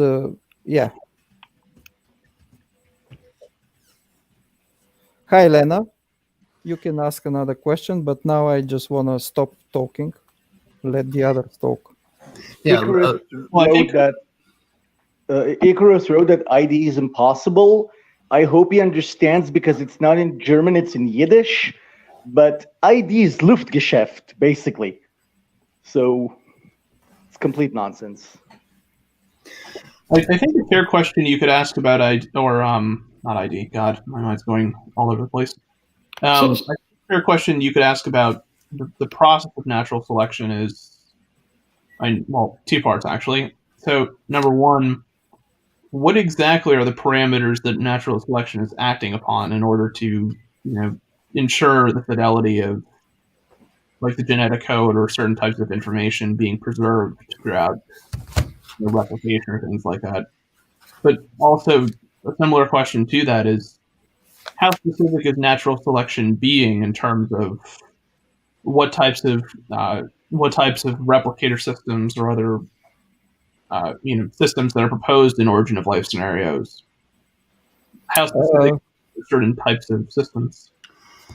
Hey, could you guys discuss real quick something that Speed responded to Lena in the chat, because she had mentioned survival of the fittest, and as far as I know, and correct me if I'm wrong, that phrase gets equivocated a lot, because survival of the fittest doesn't necessarily mean survival of the strongest or survival of the biggest. And I think that's the way that a lot of creationists take that phrase to mean that, they tend to misunderstand it pretty badly, because they're thinking in terms of organisms, and it doesn't quite the way we're doing it. So it's coming up with this survival of the fittest thing and this survival of the strongest, and then Sal Cordova with his ideas about, you know, redefining fitness and all of that. It's just a total misdirection. What we're talking about is something more. You've got to be more abstract. You got to think in terms of, you have a system that's producing a bunch of random things, and then somehow those random things are being selected. And then there's also a circle that's very important, because it has to feed back in some way. It has to recreate itself. Okay, so it has a filter. It has this circular relation where it recreates itself. But do you agree with that, Dmiter, that you have to think more abstract? And these guys, when you say Darwinian selection, they're thinking about bunnies hopping around in the woods. You know, really. So let me say, so I will explain a little bit more clearly. Well, yeah, apparently, hopefully, your guys' explanation of this will calm me down, because apparently I'm off the deep end on this. Yeah. Oh, yeah. So first, to have an information-based selection or Darwinian evolution, you must have something which should keep information, should have information. This information should execute the structure, but this structure should protect the entire system. That's what is the actual mechanism.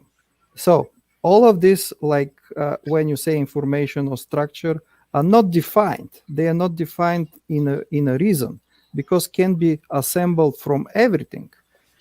From whatever you want, you can assemble it. In the case of Origin of Life, it was assembled from RNA and peptides. But in case of artificial life, you can make it from something else. Now, about the process of selection in the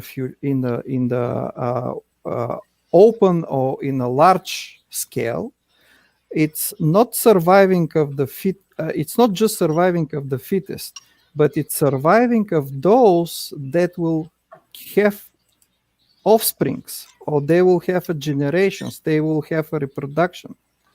That's why, for example, peacock. Peacock is a gorgeous bird. It's a very easy to spot from the predator. So there's no advantage in the selection here, in the survival mean. So the peacock is very easy target. But in fact, this is the selection because you have a sexual selection here. Yeah. So it is not all who will survive, but who will give next generation.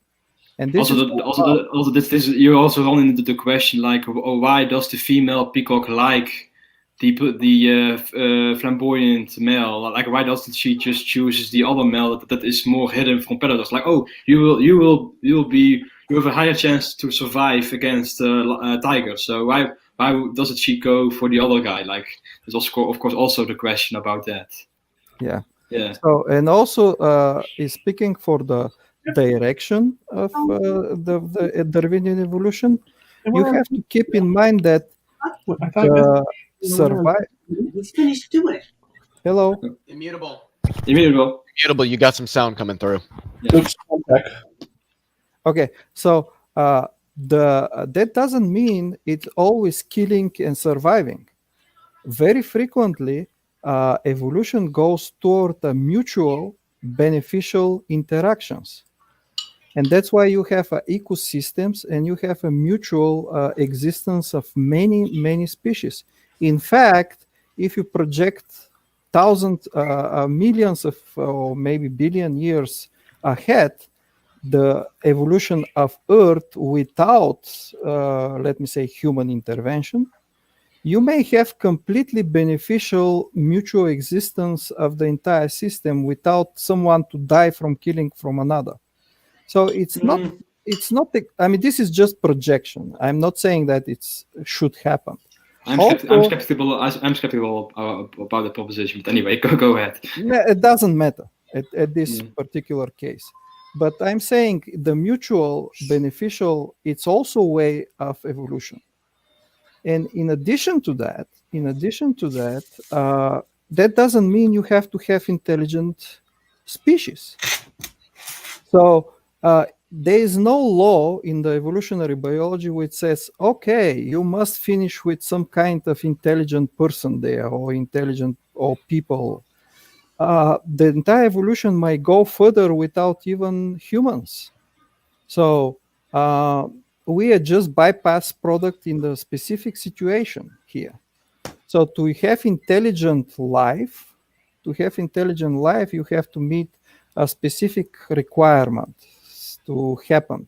So in case of planet Earth, I can say very clearly, we have intelligent life. One of the reasons for this is the plate tectonic movement of planet Earth. Why? Because plate tectonic movement creates slowly but surely different habitable zones. It's changing the environment. If you change the environment, that immediately put in a situation that new better situated organisms will survive. That's why plate tectonic is extremely important during the billions of years for the evolution of the entire biosphere. So, and if you think about, if you go in another planet and see life, is there intelligent life? What is the chance to have intelligent life? The first thing you have to look is for plate tectonics. So, and I'm not going in the details, but one of the luckiest chances in the, for example, maybe million or 10 million years ago, in the East Africa, for example, which was entire forested, actually just because of the plate tectonic and closing a specific streams of the ocean streams, it created situation that this particular area start to be deforested. So this is created another situation for creatures that was existing during that time. I'm talking about apes. So to start and develop in a different direction. So what else? So can one of you guys explain to me what Stephanie's talking about? Oh, No, no clue. Just ignore it.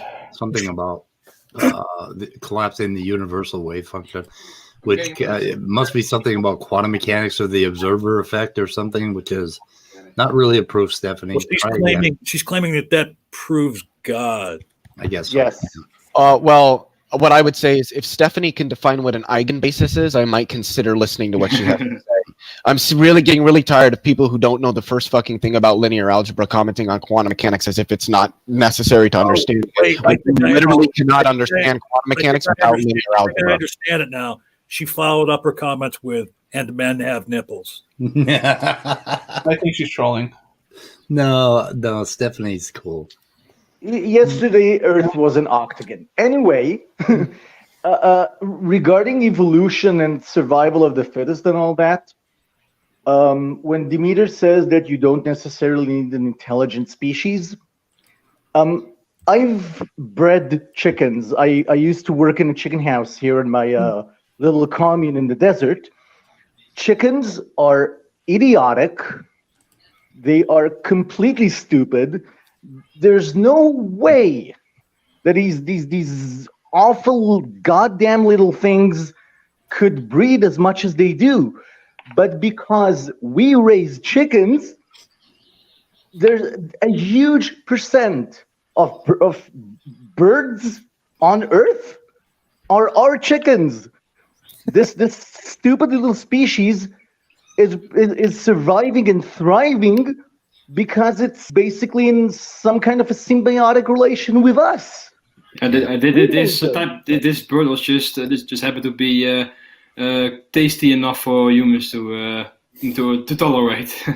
Exactly, and the same with sheep and cows and all the other and the plants like corn or wheat that we breed, and these species are thriving because of us. You're a chicken bigot. So they're chicken are good people.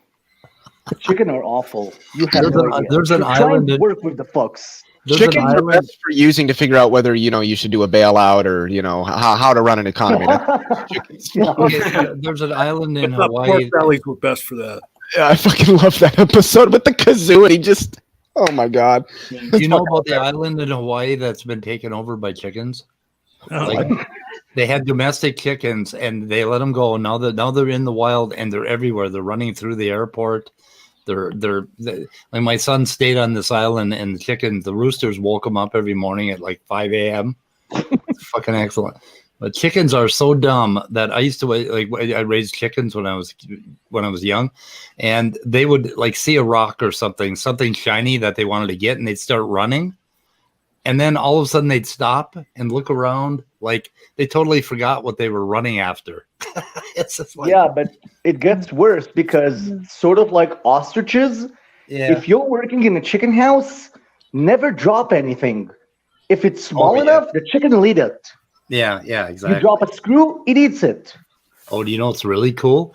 You want to go in and take a big long tray and pour blood for chickens, and they'll start eating the blood, and they go absolutely fucking nuts. They, if you have any doubt that they descended from fucking like a raptor type thing, just watch them eat blood. They go absolutely crazy. They become savage. And also, they eat the walls when they lack calcium. Well, they But these eat each other. creatures are so stupid, they'll stuff themselves to death. They eat too much without drinking, and then they choke on their food. Yeah, Because they're morons. If a chicken starts bleeding, the other chickens will kill it by Yes. pecking at it. They will peck it to death. Yeah. I wonder, like if T-Rexes were like the same. I don't know, probably. And all this stuff. Like if you were to cut the head off a T-Rex, would it just like kind of run about flailing around? That would be awesome. What? Like how much of what chickens do did T-Rexes do? Probably not that much, honestly. There's 65 million years separating them. Well, If you take a T-Rex, would it squawk? Probably a very loud You're familiar with the death pose, right, Leo? Like creations are often pointed towards. This T-Rex as a death pose, like it was choking on water or something. But of course, many birds and also a few reptiles, I think, also has this. Like when they die, they like the muscle or maybe something in the neurology makes them take this pose like that. So it's more of the. I don't know exactly what it is, but it's more of the physiology that causes it to be. So maybe there is a connection with that, but I don't know. I'm always here to make the comments, and I don't understand why Manny said he didn't like chickens. Because he used to work with chickens. Yeah, but I thought all Jews subsisted on chicken soup. Yeah, you guys. I mean, you can't eat bacon, so. Well, I can, but whatever. Wait, are you admitting now that you're not Jewish? You're Semitic? I'm a cultural Jew. That's called being Semitic. Yes. I'm not. Arabs are Semitic as well. Look, I'm not. I would say the Arabs are Arabian. Also, if you go by Jewish law, there's a good chance that I'm not even Jewish, according to Jewish law. So you have to be Jewish from your mother's side, and she from her mother's, and apparently my grandmother was a Hungarian and not Jewish. So, and my kids are definitely not Jewish. What is that? The two particles across the universe interacting with each other. That's entanglement. Entanglement. Yes. Okay, so because spooky action on distance. Nina Paul responds to Stephanie Tretton, no, because Stephanie had said, I'm just stupid. And she's saying, no, you're not stupid. Someone told you that quantum mechanics proves God. Was it Joel? Probably was. There it is. The thing is like, okay, this is one of my first interactions with, what is Messenger for the Truth? Or it's John Messenger with Messenger. Oh, yeah, the Messenger reveals. Messenger reveals, that's it. Was that we got in an argument in the comment section because he was saying that entanglement, because there was no explanation for it, that it could be considered to be supernatural. Nope. And I said to him, just because we don't know why does not entail supernatural. It just means we don't know yet. And he was adamant about it, that if something isn't known, then you can default assume that it is supernatural. Not to mention that we know what entanglement is and why it occurs. Thank you. An unidentified flying object must be aliens. By the way, Leo, what is the current explanation of entanglement? It's just a result. All entanglement really tells us is that wave functions behave very weirdly, as is really the simplest way I can put it. So if you have two objects that have interacted with each other, from the point of that interaction on, you will never be able to describe them independently of that interaction. They are entangled. So now the wave function that describes these particles will never be able to describe just that one particle. It has to describe both of them together as a system because they've interacted, and the quantum information that's contained in them has decohered in technical terms to the other, which is what entanglement is. I think it also has something to do with the uncertainty principle, right? Like you cannot define both the speed and the location at the same time of both particles. So if you have two particles interacting and then go about their own ways, and if you measure the speed of one and the location of the other, yeah. If you know the momentum of one, you know the momentum of the other. Yeah. But of course, that cannot be. Yeah. I could be going mistaken. back. Go ahead. Yes, right. No, it's okay. Yeah, what I was saying is I don't think entanglement is a very short, well, can be a very short-term interaction. So two particles can be entangled, but then become disentangled if you excite a particle and then have it enter back into superposition. How do they exchange information at such a far distance, though? They don't. There is nothing. The thing with entanglement is there is nothing physical being exchanged between the two particles. The wave function that described one cannot describe that one without inherently describing the other. Right. It's the way that you describe the system. Nothing is being doesn't transferred. that entail that information is being exchanged? No. Why not? Because it's the wave function. When you collapse the wave function of one, you're automatically learning about the other. The wave function cannot describe the one particle on its own. It describes both. But nothing is being physically transferred between the two particles. John, try and think of it this way. If I know person X is married, okay, and then someone tells me that person X has died, I know his wife is a widow. Okay, I understand. That's a nice analogy, but what I'm saying is, how do we know that? Because we don't fully understand it yet. So we sort of do. Hold on, let me finish my statement. I don't think that you can definitively say that information is not being exchanged. Well, we know that it's not. How? That's why I'm because this comes down to a wave function. The wave function does not describe one of the particles. It describes both. So that if you measure one of the particles, you're actually measuring both, regardless of how far apart the two particles are. Okay, that's all I'm saying. How does that exclude the exchange of information between the two For the parties? same reason that, like what Manny said, if somebody tells you that they're married or that they were married, but then their partner died, you know that they're a widow, but no information had to be transferred. Wait a minute. That's the explanation of the observed phenomenon. That is not excluding the idea that we in the future could discover that in some way those two particles are exchanging information. But they're not. We know they're not. There's one specific reason for that. Is there an actual scientific theory that says that they are not? Yes, quantum theory. Well, I was going to go with speed of light because, for instance, you can have a particle on Earth coupled with a particle, say, in the Andromeda Galaxy, which is hundreds of millions, if not, Andromeda Galaxy is 2.5 million light years away. Yeah.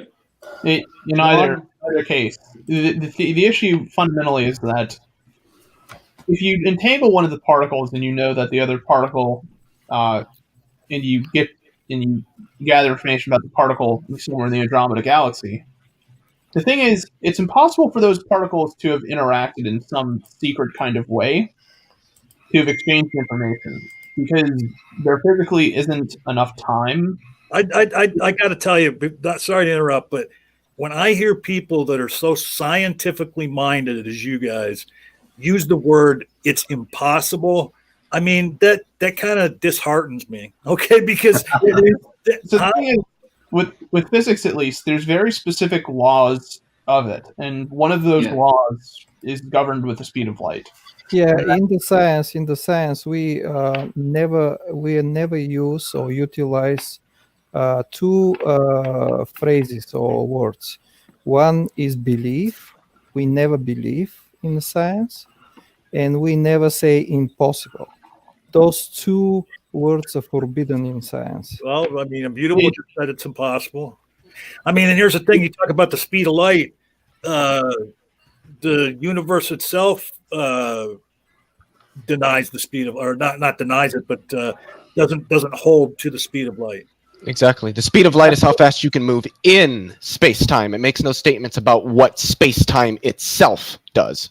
Well, no. What I'm saying, what I'm pointing out, though, is there's an instance within this universe where something is traveling faster than the speed of light. So what is it? There's not other the where thing the is, speed of light is being ignored.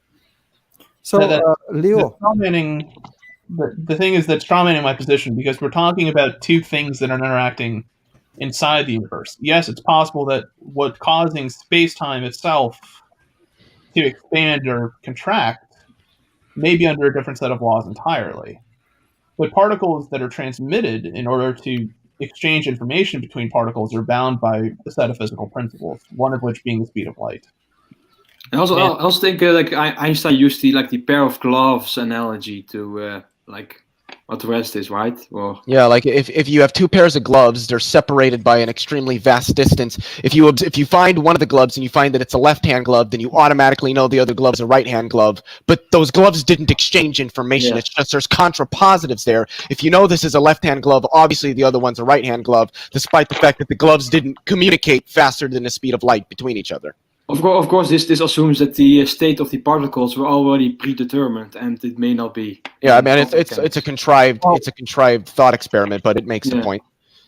Well, it's not just that though, but it's that mathematically there's certain properties of wave functions that have to be maintained, and one of that is normalization. So if you know one of the positions, you know the other, because you have to have 100%. Because you have to have 100% somehow.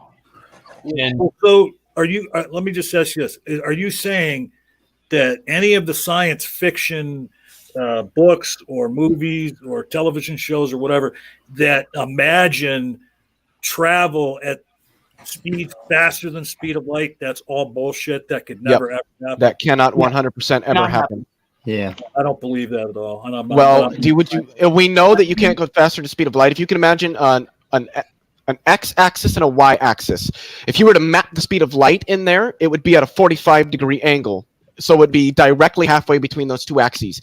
The closer to the speed of light you go, those two axes begin to converge on each other. At the speed of light, you have just one axis that directly follows the angle that the speed of light would be mapped at, meaning that you lose a manifold to do math on. It is physically impossible to go faster than the speed of light. I mean, it would be theoretically possible to cheat and make space warp around you. Like, of course, it's very. But you could only move space around you at the speed of light. All right.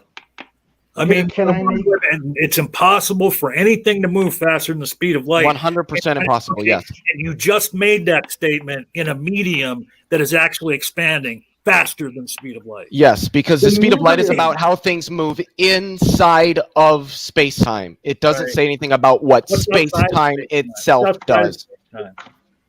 What? What's outside of space-time? There's no such thing. There's nothing outside space. What's north of North Pole? Okay. I wanted to come in a second because, Leo and Immutable, couple things here. First of all, the equation E equals mc squared, right? It's important, and both of you know why it's important. Shit, right? Never mind. I gotta lower my voice, but basically, energy equals matter, right? Can we agree on this? Or mass. Well, except for mass. Sorry, mass. Right. My bad. Can we agree on this? Speed of light is speed of causation. The speed of light is the speed of communication between any two physical things extant in space-time. Yeah. Okay. Go ahead, Athena. Okay. Midnight. Go ahead. What I was trying to say is that this, the speed of light is more of a speed limit per se. Nothing can go, nothing. How the hell was it? It's like because we're made of matter, right? Matter and energy are basically the same. Can we agree on this too?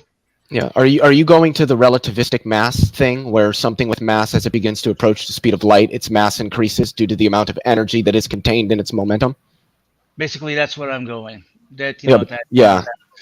So us humans, or not, like anything material cannot travel faster than the speed of light, because we're held back by matter or by energy.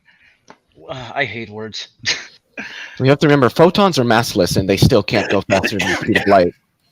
It's not essentially, once you reach if you try to go faster than the speed of light, you can't math. There's no such thing as math. You can't describe speeds faster than that. Yeah, what I'm saying is nothing can go faster than the speed of light. But as John just pointed out, the universe seems to be expanding. So there is something that goes faster, but it's not related to how we are. You know what I mean? Yeah, that's because the speed of light applies to things moving inside of space-time. It doesn't apply to space-time itself. Exactly. You're breaking up a bit. Yeah. Or is it me? Like I've really gotta read those quantum mechanics books. Guys, I'm gonna have to go make soup pretty soon. I may be wrong, but if I understand it correctly, like the speed of light is like a more of a fundamental speed, right? Like it's almost like a default speed because of mass particles. They are always moving at the speed of light, and the only exception is those that have mass. So, they would. Yes. So the perturbations in quantum fields that we call particles would be moving at the speed of light if it weren't for the Higgs mechanism. I had a real tough time hearing whatever he was trying to say to finish, because you just started talking. Sorry. No, I'm saying you didn't get to finish. I didn't hear what you said, the last half of what you said. Hello? Who? Last leg. Oh, no, I lost connection. Sorry. Oh, okay. So I was saying,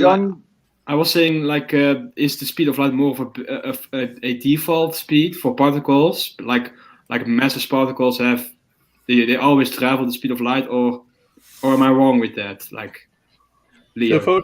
It depends on the sense in which you're speaking.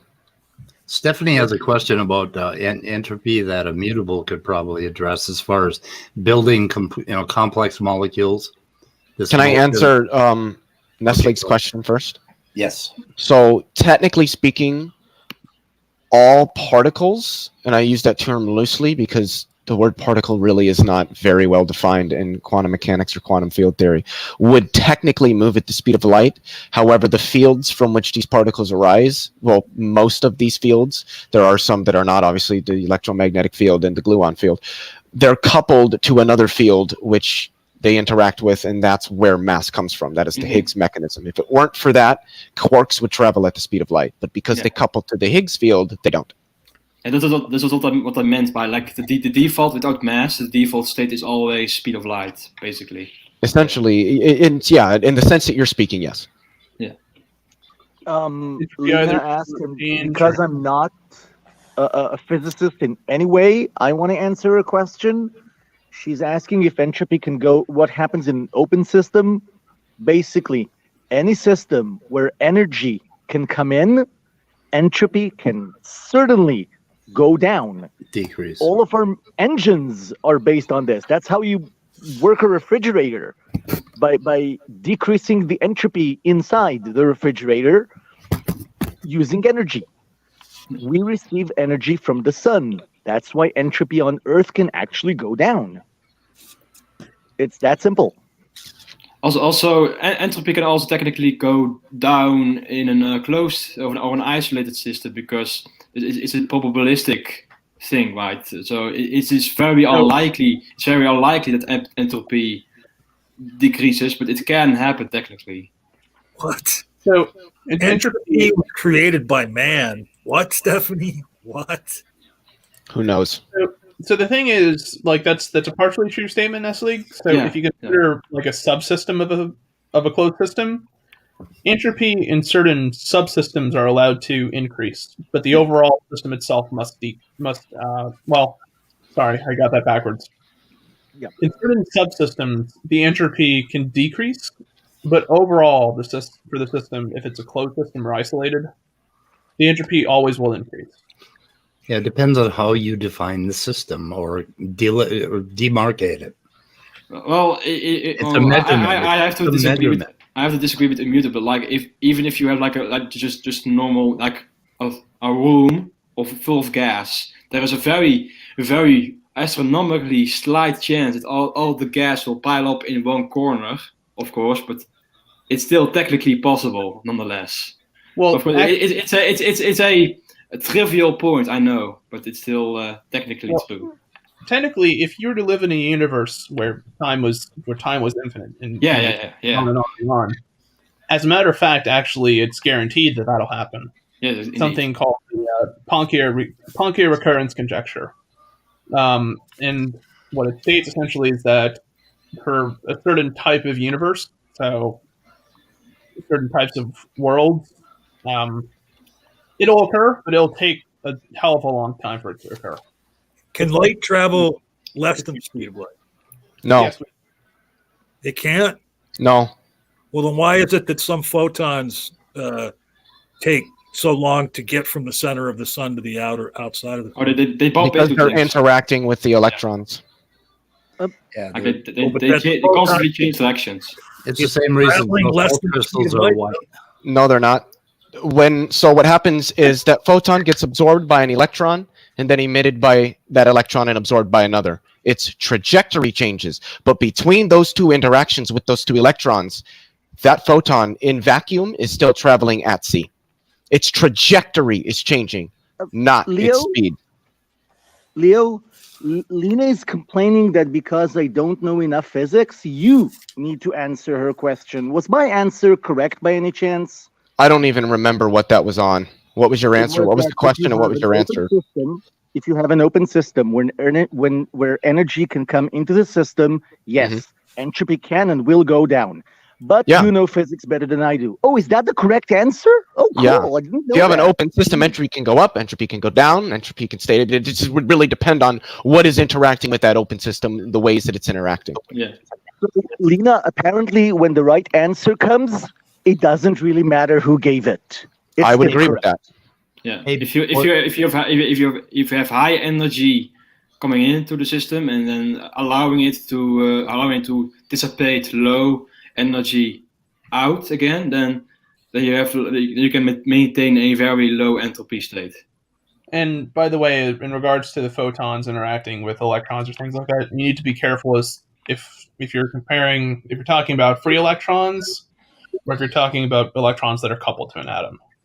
If it's coupled to an atom, for instance, what can happen is that a photon can be absorbed by an electron and then be re-emitted at a different wavelength, because there's certain electronic energy levels that are permitted for electrons to be excited at because of quantum mechanical descriptions. But for free electrons, there is no quantization for it. It's just a plasma, and that's why plasma is opaque. Yeah. Yeah. Hey guys, I have to bail out. Are you in control, Immutable? I guess so. Are you in through StreamYard? Yes. Okay, so I can bail out, and you guys can decide what you want to do or how long. I just don't want to. I don't want to pull a praise and have like 3 hours of dead air. Right? Well, yeah, you're in control to where you can end it whenever you want, immutable. Yeah. Yeah. So, Mike, what kind of soup you're going to do? Ham soup. We have leftover really, really good ham from Christmas, and I'm making ham and potato soup. I just wanted to say, I'm pretty sure Dmiter's question was easily the most important question of this entire stream. Fucking right. Soup, I'll tell you what, soup is just, oh man, soup is one of my most favorite types of food. By the way, I love it. I boil my shit, like I boil my bones sometimes for days and days. Some soups, takes me like a week to make. Is that a euphemism? Boil your bone? Boil my bone. Yeah. Anyway. Yeah, I made. Yeah, you use a crock pot, Speed? No, I do it on top of the stove. Oh, okay. But I eat a lot of soup, man. Got to get a crock pot. Well, what you got to John, do do is you want someone to blow your bones? Is that it? blow my bones. Yeah. Okay. You if you want to make good soup, you have to learn about layering. Yes. You layer in vegetables at different times. So each group of vegetables has like a different cooking time. Some of them you turn into fucking mush and broth. And then the last ones you put in, you just heat up the vegetables. It's really good. Anyway, it's an art form. But I got to go do that. Think about Origin of Life when you're making soup. Oh, hell yeah. In fact, I make a primordial soup. The other day I had a little fucking worm crawl out of my soup. I was concerned, but I think it was created. You witnessed creation. Yeah, so Primordial. if you layer the soup, you will get life. Hey.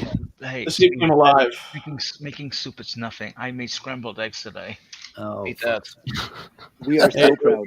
Scrambling an egg is a fucking atrocity, and you never want to do that to a. No, dude, check it out. I took my frying pan this morning. I put a big handful of fresh spinach in it, chop it up. I threw in like half a dozen mushrooms chopped up, an onion, 3 or 4 cloves of garlic, covered all that with fucking olive oil, let it cook down for about 25 minutes, and then I threw 4 eggs in there and scrambled it all up. It was fucking fire, dude. Well, you might that might be okay. I don't know. I would have left them lightly scrambled. Anyway, it must be dinner time. I get a cord. Are you going live again at 7? We are. So I'm going to bail out right now. You guys take it over and do it. Just be nice. Don't fuck my channel up. Okay. We couldn't if we tried. 2:00 every day. I'm going to try to do this. So if you guys want to come hang out, we have good conversations. So I'll see you later. Bye. Get the fuck out of here. So I mean, I one question I didn't get to ask Dmiter, but I think it's probably the answer will be yes to the question. Now is the moment. I know. So in the context of fitness, would you say that environment is what determines fitness? Environment determines the the way of what you're talking survival. about is whether you're fit for the environment that you live in. Not a human being, but I'm just saying any life form. So think about, for example, hippopotamus for Christmas, for example. So think about hippopotamus. It's nicely chewing seaweeds in the local rivers in the Africa. So this hippopotamus will stay as a hippopotamus all the time. The environment is the same. It's not changed too much. It's very well adapted, and that's it. However, just imagine wet weather come, moving of the continent, start to rain, and all of these rivers became wider and wider and became lakes, and after that start to connect with the oceans and so on. And now hippopotamus doesn't have too much land to stay too much and so on. So slowly but surely, most adapted and movable or swimming better hippopotamus will survive better. And you see, after all, this hippopotamus will turn out in something like a manatee or something like that. So So environment triggers the survival stages. I mean, what it survive. Think about take COVID for example. COVID basically affects old people. So if the virus was allowed to run rampant, we would lose our old population. The Spanish flu, on the other hand, is a virus that targets young people. So if a Spanish flu epidemic appeared, then young people would not be fit to survive it. So the fittest depend on who the virus targets. I think Immutable understand very well that. So what exactly is your question? Right. So my question is, could the same type of thing be present like within chemical systems, like self-replicators or something like that? Before Dmiter answers, just want everybody to know I got a shower and things, so I'm going to take off too. Go ahead. All right. Peace out, everybody. I could have gone without knowing you were getting in the shower. Oh, will you come back? No. I want to know you get in the my balls in the shower too. Anyway, Immutable, you're going to be back at 7, right? Yeah, it should be. Or John, you're going to be back at 7, right? I mean, I don't even remember what's it about again. Snake was right on essentially on John Maddox's channel, and sort of an interaction that occurred, or several, I guess you could say. Oh, okay. It'll be fun. I might pop back. Yeah. Oh, look who's in the side chat. Anyway, I'm out of here. Peace out. Yeah. So I guess what I'm asking about, and after this, I guess I'll end the stream because I'm getting a little tired. So I have a question for Dmiter too, but before that.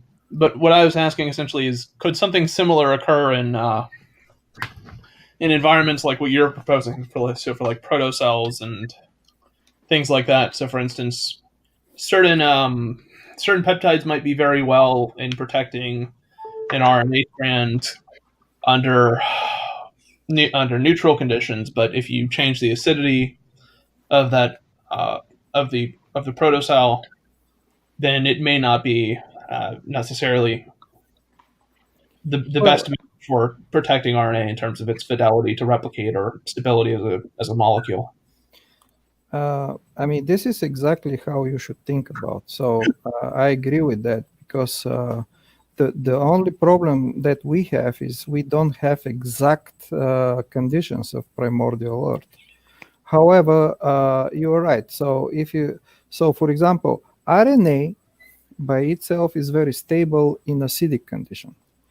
In acidity, let me say between 6 and 3, it's very good and stable. However, RNA, if it's in alkali conditions, now it starts to degrade very, very fast.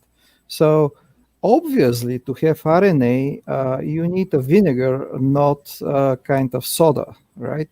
Right. So, and this is important to know that. Also, the proteins, vice versa, actually. The proteins are very unstable in acidic conditions and are more stable in alkali conditions. Why? Because the peptide bond actually tend to degrade or accept water in acidic conditions. So that's why the stomach acids, when we digest the proteins, the stomach is acidic. This is exactly the reason why the stomach is acidic, to help digesting of the proteins. But in what pH frame, for example, I can say that if you put proteins in acidic conditions like pH 4 or 3 or 2, now you have very unstable. It doesn't matter what kind of protein is, it will be very unstable. Actually matters, but I'm not talking for a very complicated proteins. I'm talking just for peptides. So, and in that case, obviously, if you have system which is RNA peptide interaction, you have to be in the range of pH 7 to, let me say, pH 6, 5, something like that. So in a slightly acidic region, but not too acidic and not too alkali. Hey, real quick, I just want to help Otangelo out here. he jumped in just as you guys were talking about this, and he said, "What proto-cells? Fantasy cells?" Well, for you to understand it, Otangelo, just think of it as some being picking up a clump of dirt and making a man out of it. That'll make it easier for you to understand. Well, what's curious about his statement is that protocells, so for instance, the conglomeration of lipids with certain polar molecules, such as nucleotides, for instance, has been demonstrated quite easily to occur by shifting between wet and dry cycles. So obviously, you guys should watch. I distributed this lecture of David Demon. So yeah, I thought it was really, really good. Yeah, it was very nice. Actually, he showed clearly in more experimental way because he is in the field. He is one of the top 5 super researchers for origin of life. David Demon. How do you spell that? So I probably have to post the actual link. So. But so Immutable, if you're able to give the link and just give the link of this video. So what he presents, it's a simplified variant of what you can expect in early Earth. So kind of chemical prebiotic chemistry, which synthesized nucleotide, amino acid, lipids, all of that. And also the existence of wet and dry cycles, which actually helps for 2 things. One is the polymerization, and this is polymerization of nucleotides, and also polymerization, and the second one is the trapped in the lipid layers. So it makes a kind of concentration, effective concentration and compartmentalization of the system. Of course, he didn't continue because, first of all, this is right now, it's not his research, but what you have to assume after this lecture, it's the formation of Darwinian evolution. And actually in his slides, if you watch the entire lecture, in his slide at the end, he said, okay, now it's following the formation of Darwinian evolution. So, and yes, of course, at the moment, once you have Darwinian evolution, the selection depends on the environment. Of course, there is no doubt about it. Also, my question was about when the first selection took place. I think it was before the genetic code was established, right? Like when the codons were assigned to the amino acids. It was before that. So here I have to a little bit. I have to say something very important here. There is a law in the origin of life, which says that the information, structure, and the rule between these two have to arise, so have to be assembled at the same overall pathway or overall set of events. So they are linked. They are linked in its origin. So you cannot have, for example, RNA, which is meaningful RNA, and have information, but at the same time you don't have any peptide. So meaningful information carry on RNA automatically mean that execute something. It is a process of some execution of some function. So without function, you don't have information. And without... So the information that the first RNA were carrying was not for peptides, it was for their own function, like maybe an enzyme, like a ribozyme reaction or something like that. Yeah. So therefore, in origin of life, you can expect the formation of meaningful sequence of RNA and meaningful sequence of peptide and formation of primitive code, genetic code, to happen at the same process of events. Therefore, you cannot discuss this independently. You must include all of these interactions in the same set of experiments. Hey guys, I'm gonna head out. Thank you so much for letting me be in here. You guys are all fascinating as far as I'm concerned. And just want to mention that many interacted with Otangelo in the chat, and he made a claim about something, and Otangelo's response was, prove it. Just thought that was ironic that Otangelo was asking somebody else to prove something that they claimed. But well, the ultimate irony of Otangelo and of his belief in creationism is that he doesn't actually have to explain how God did anything, because he'll answer that with the idea of intelligence. But if I ask you, for instance, how did you build a cake? How did you make such and such cake? And you answer intelligence, that isn't actually an answer. I was about to ask him exactly the same thing. Like, he is now asking, oh, how did carbon fixation happen? Well, how do you explain it? Just saying designer did it is not an answer. Right. So anyway, guys, see you later. All right. See you guys later. I think this is going So on. about RNA world, I have to we have a little bit time because obviously the group is getting and falling apart. So RNA world hypothesis was actually was given in 1986, if I'm not mistaken. So from Gilbert. And he tried to figure it out how you can bypass the protein part. Because initially, it was obvious during that time that somehow you have to have a system between RNA and proteins. And the RNA, using the ribosomes, should make proteins. And information, you have information RNA and tRNA and ribosomal RNA, and that should make proteins. However, he said, oh, that's too complicated.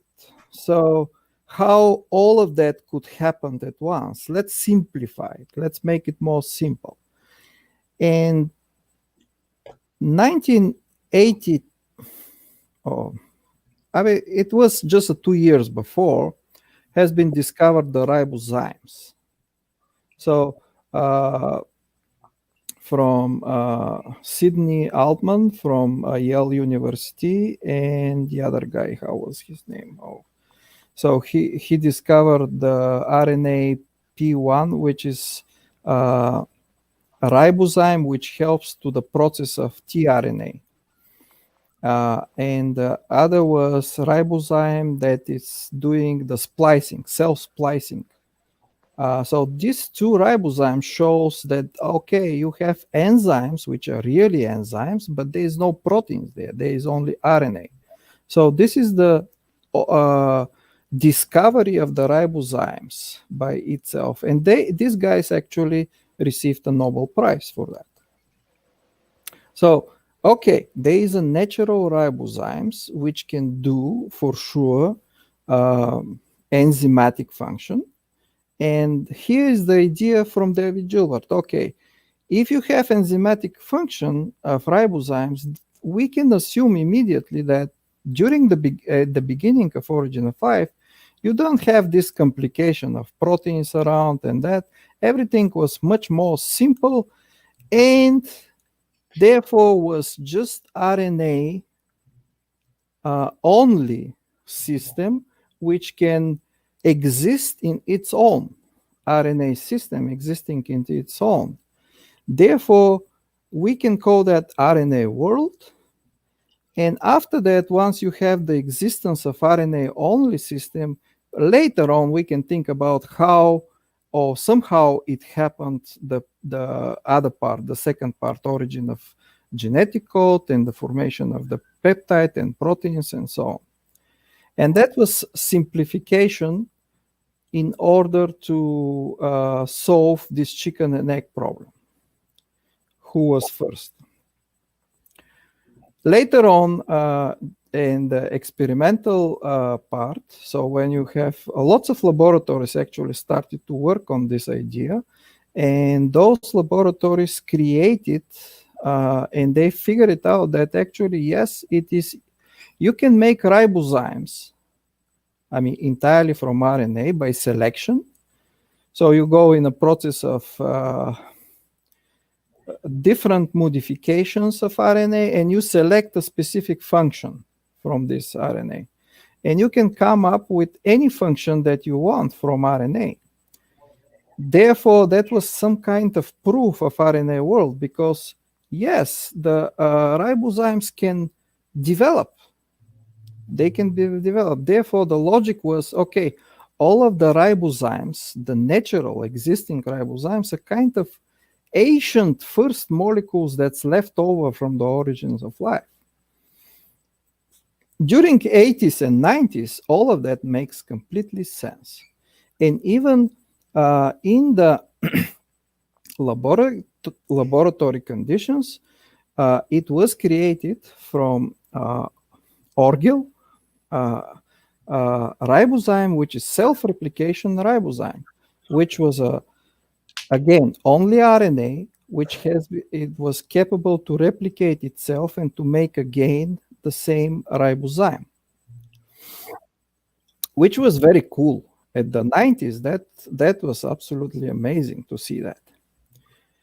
And many people after that created all kinds of ribozymes that aminoacylate specific RNA, ribozymes that can perform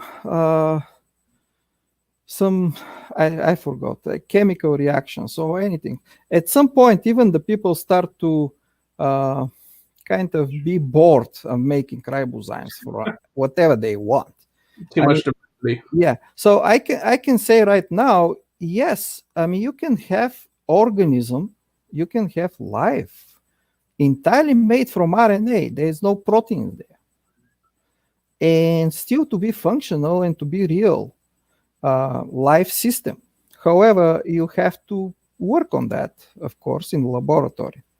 Also, I can say maybe it's quite possible in another planet, somewhere in the universe, in another planet, the conditions to be more alkali, more acidic, but not alkali. And let me say it's missing some of the elements to make proteins.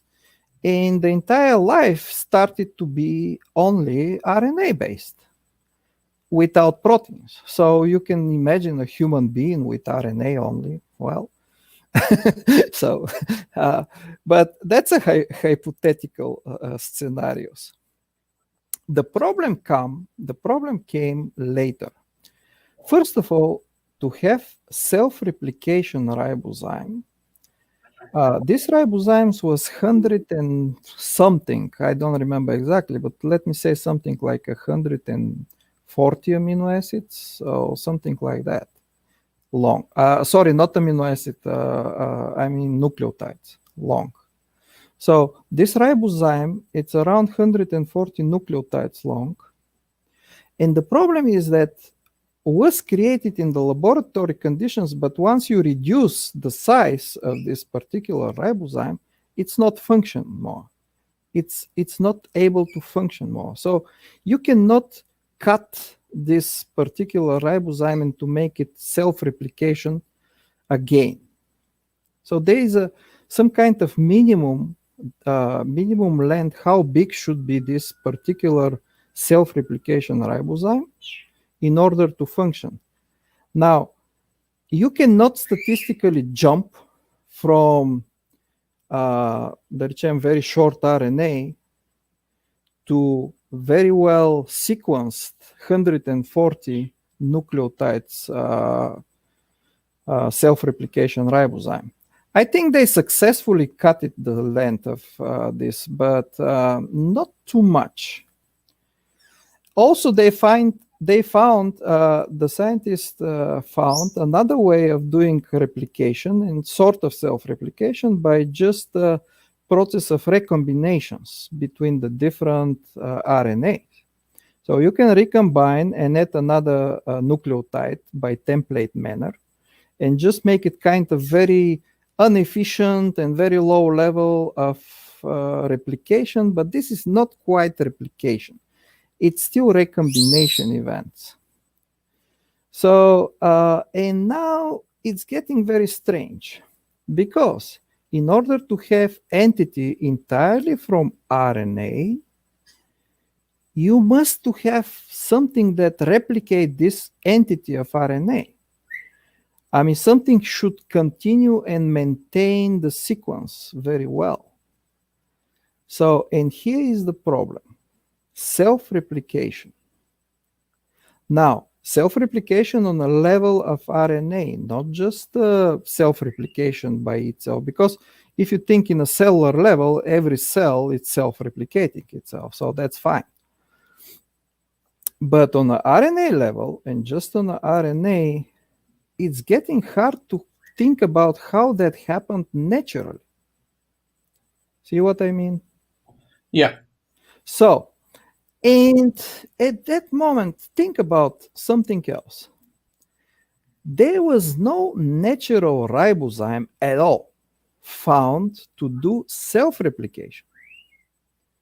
Natural. I'm talking natural. Like, for example, you have ribozyme, which can do exon, intron, self-cutting, processing of tRNA.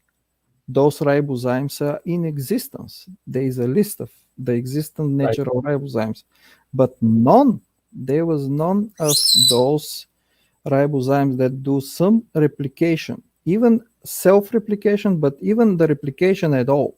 It's not included in the replication. Think about ribosome, for example. Ribosome is the ribozyme by itself because the peptidyltransferase center is a ribozyme. Right. But it is assembled, it's getting bigger, and you have proteins around, and now it's very high fidelity process, and still you have this particular ribozyme in the middle, which is doing the peptidyltransferase activity.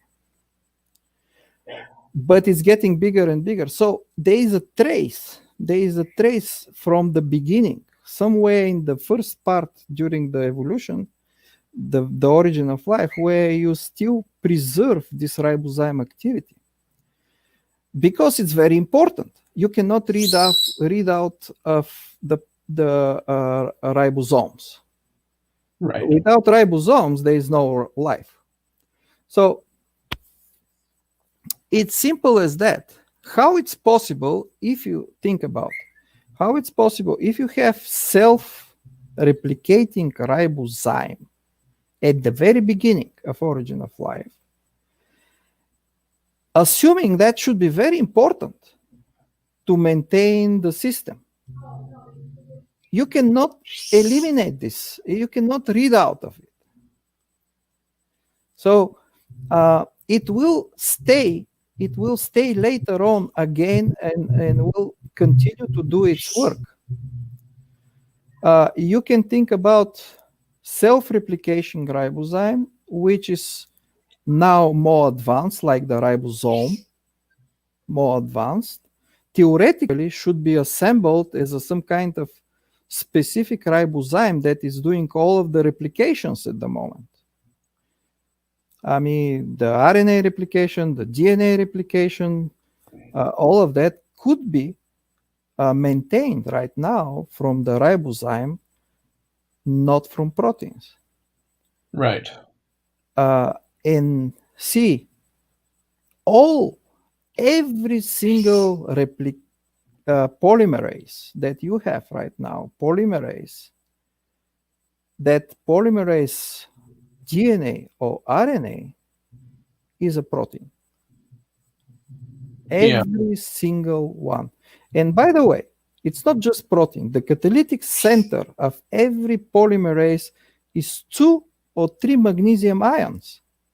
which is just holding in specific distance from each other. This is the function of the protein part. The function of the protein part is just to keep these magnesium ions in a specific distance. And that facilitates the actual phosphate bond transfer. So you have nucleotide, which is a triphosphate. It's immediately transferred to the nuclease and makes the phosphate bond. And this is due to this magnesium ion. So the actual catalytic center is only magnesium ions. So think about, is it not much easier to think that you have a peptide, initial peptide, that actually was doing that? I mean, it's obvious to me. Why you need to have self-replication ribozyme, which, by the way, it's very difficult to figure it out how it happened. And in the same time, you have so easy solution next to you. So, I mean, I think the nature is very logical here. So this is the reason that I personally, and I actually in all of my 3 papers, I stated very clearly, there was no, anywhere at the beginning, origin of life, there was no process of self-replication at all. Never happened. It's never been in existence. So this is competition between the ideas within the science. That's nothing to do as a good to the creationists. There's no food for creationists here. It's just the science is, this is the nature of science. You have competing areas, different ideas, different hypotheses, which need proof. And I agree with that. Any hypothesis, including mine, needs proof and needs experimental proof. And that's why people like Otangelo cannot participate, because they don't have any ideas of their own. They just say, "Oh, intelligence. That's it. That's all. Nothing further. No proof needed." It's like I've been talking to Otangelo here in the side chat, and he, like, I've been saying continuously that he needs to provide a model and not just say, "Oh, intelligence fixes everything." He needs to actually provide a model that is testable. And also the model, in the actual model must be based on everything that it's based on the actual real law, and based on the real physical interactions, based on the real chemistry, and must be feasible. Although it's not proven, it must be feasible. You cannot have some kind of logical leap or logical gap. Otangelo says we can test it. All right. No. How can you test it then? Provide we can test it. I mean, all of no. I mean, Otangelo says we can test design. Like, how do you test it? Well, I mean, it's okay for you to exist in a believing. It's fine. I'm fine with this. However, if I need explanation, I need actual real experiment. Yeah, pretty much. So, from RNA world perspective, immutable.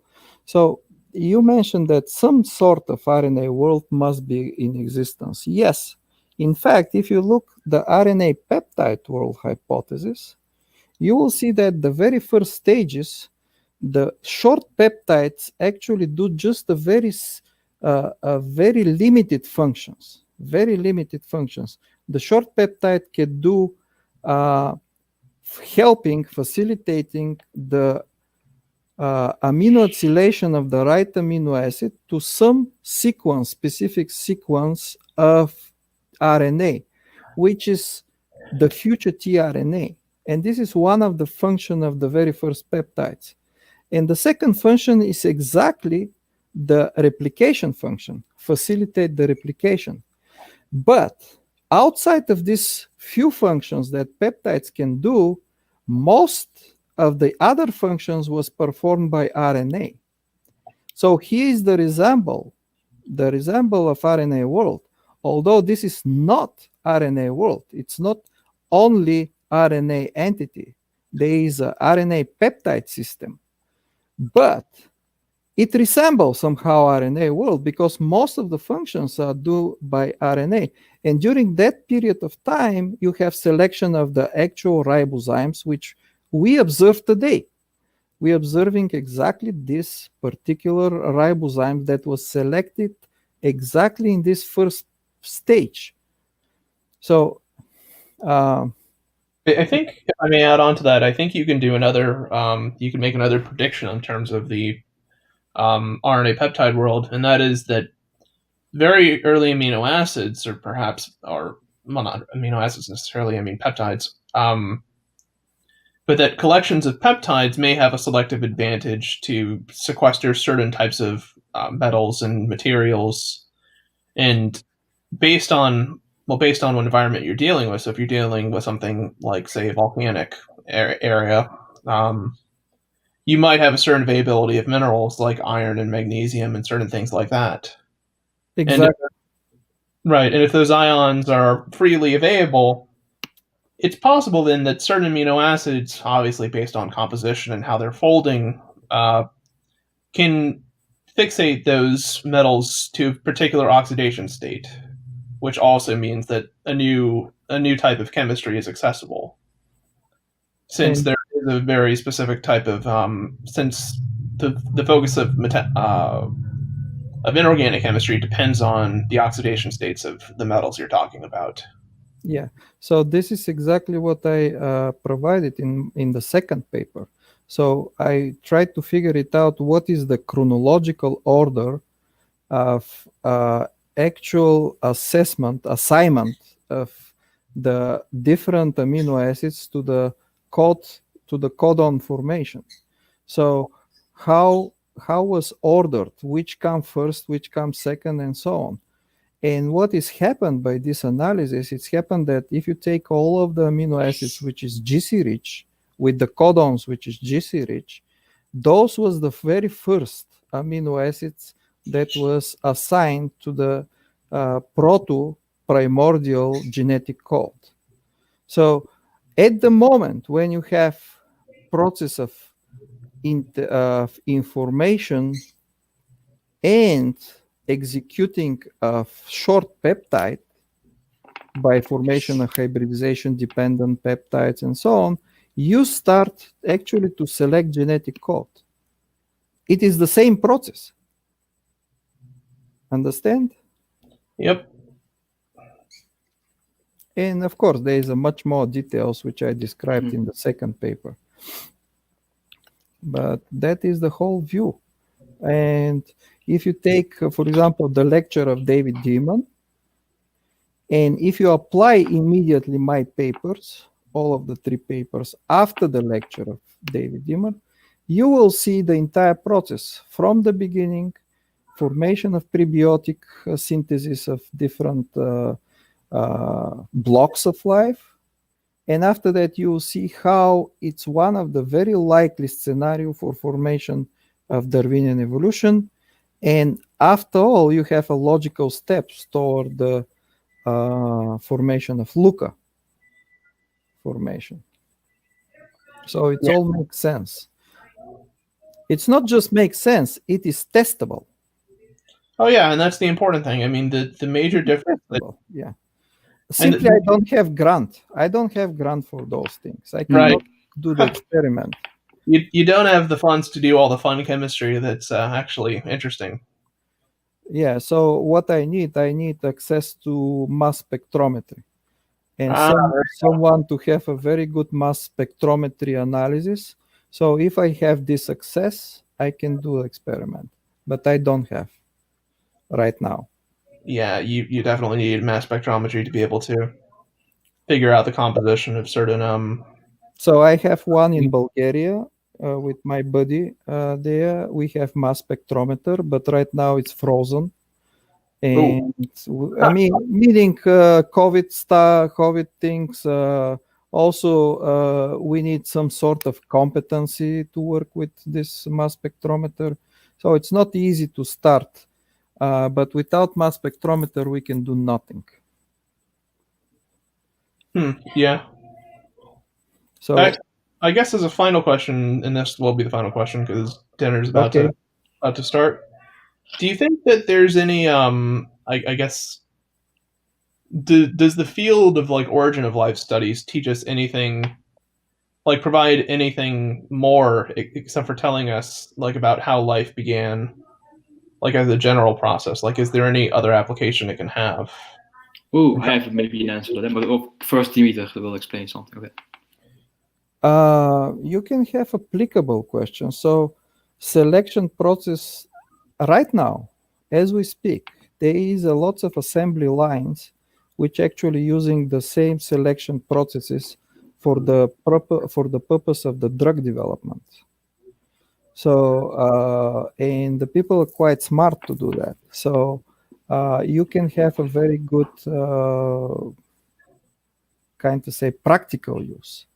So you can make, I mean, let me say ribozymes. If you select the ribozymes, for example, and you can ask for something. For example, I want to have ribozyme that can find a specific something and destroy it. Let me say it this way. So you can virtually select this ribozyme and use it in the practice. Let me say in the medicine or something like that. And the people started to do that. Although they're doing with peptides at the moment, because it's more kind of more efficient in terms of you have a variety of different charge, different functions of amino acids. So right now, there is a peptide selections processes in all of the drug companies are doing that. So, okay, Nestling, you can say something. Oh, as I said before, I'm like in my own layman research. I'm leaning towards the metabolism first hypothesis, and I noticed that one of the proposed practical application of that is the reaction that causes carbon dioxide to react with hydrogen to create methane. And life, like normally, the reaction between those two is very difficult to accomplish, but life does it very efficiently. So if you can understand how this process of carbon fixation occurs, then maybe we can put it to use to create carbon neutral fuel. Yeah, that's true. I mean, yeah, the application I was thinking of is actually quite interesting. It is related to it's more so, I guess you could call it a chemical engineering, but if any of you are familiar with what's called A-life communities, or the term, I'm not. So A-life refers to artificial life, and what that is essentially is there's certain chemists and people working in applied like molecular biology, and their goal is essentially to try to create cells that can perform specific types of chemical reactions, or to try and force them to synthesize certain products using artificial proteins or creating artificial genomes for them, and to have them create certain products. Although sometimes it won't do it because the product that it creates turns out to be toxic to the cell, and obviously, if it's toxic, it's going to end up destroying it at some point, and that creates some issues. Yeah, I mean, at the moment, a similar system has been used for making a fuel out of fibers of the sugar canes, for example. Right.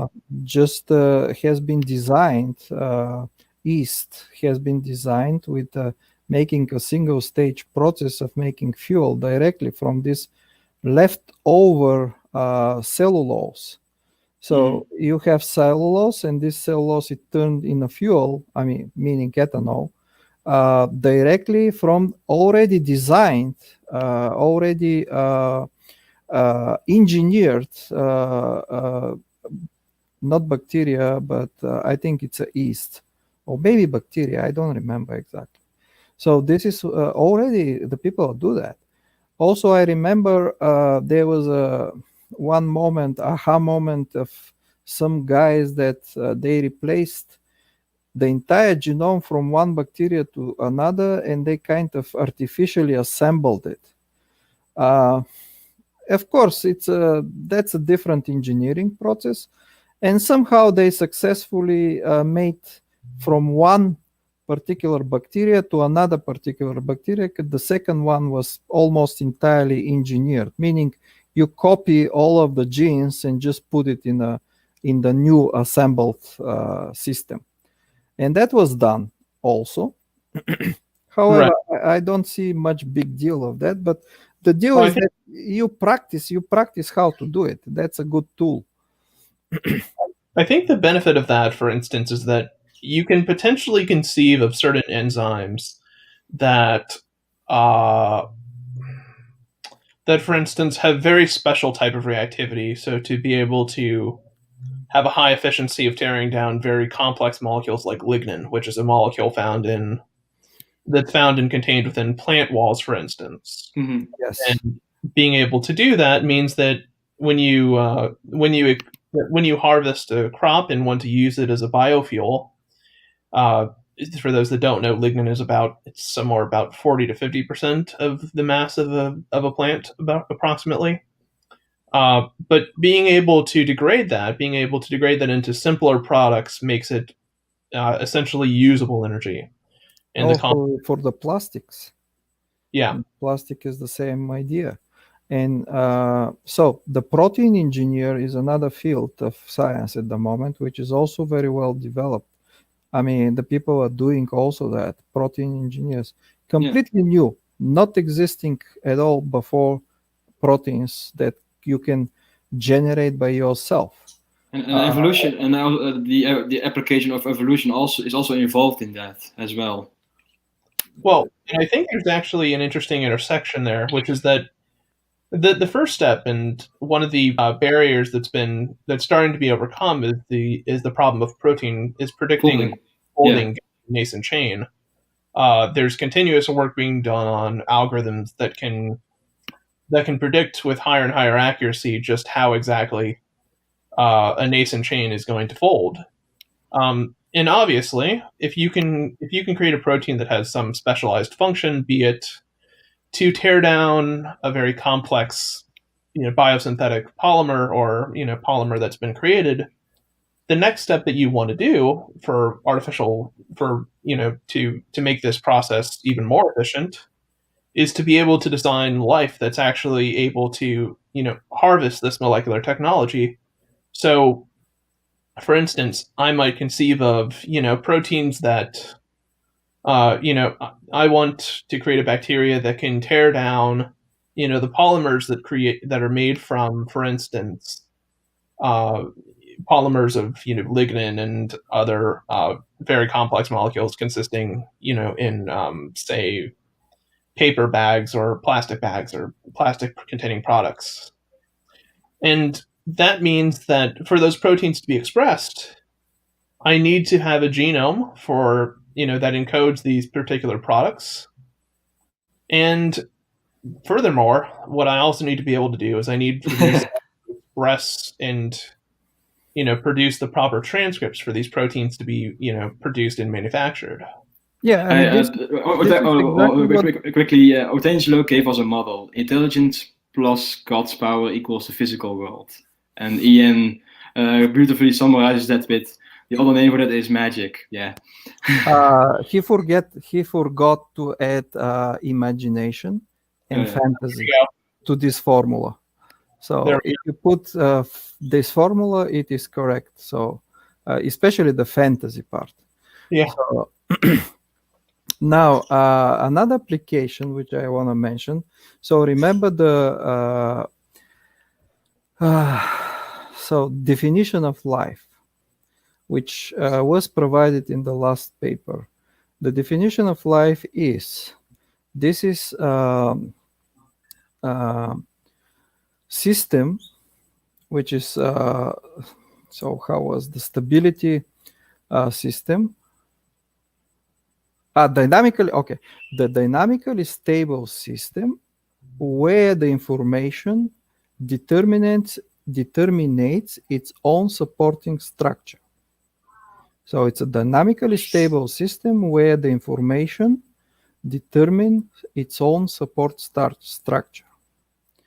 This is the definition of life I provided and the definition of Darwinian evolution that has been published in the last paper. Now think about that a little bit. Outside of the origin of life, you can create this system outside with something. It's not necessary to be RNA or peptides. You can make it with, for example, directly into the virtual, entirely digital world.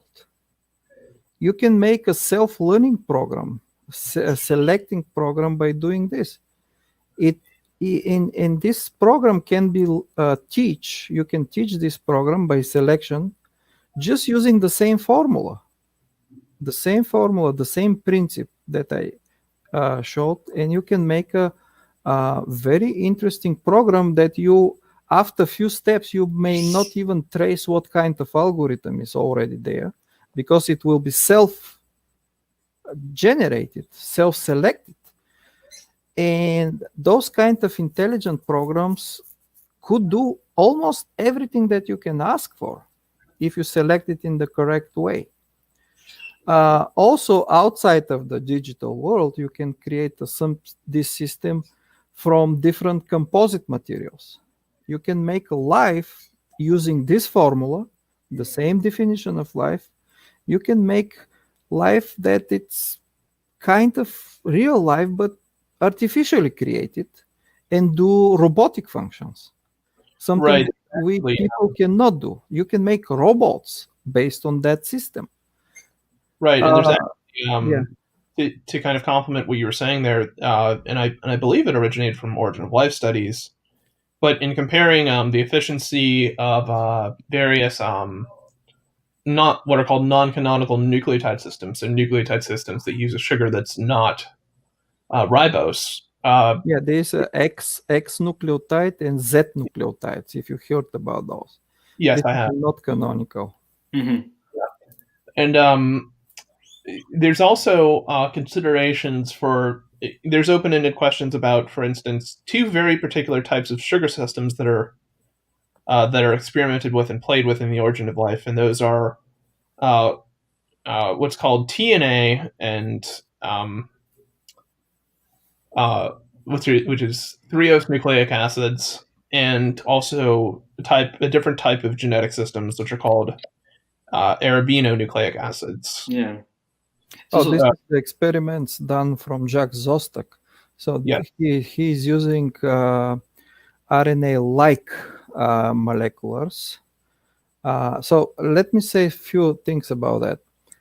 Jacques Zostak is doing experiments, which is a cool experiment, but those experiments, I think, again, this is my personal view here, not very well distributed in the science community, but it's my personal view.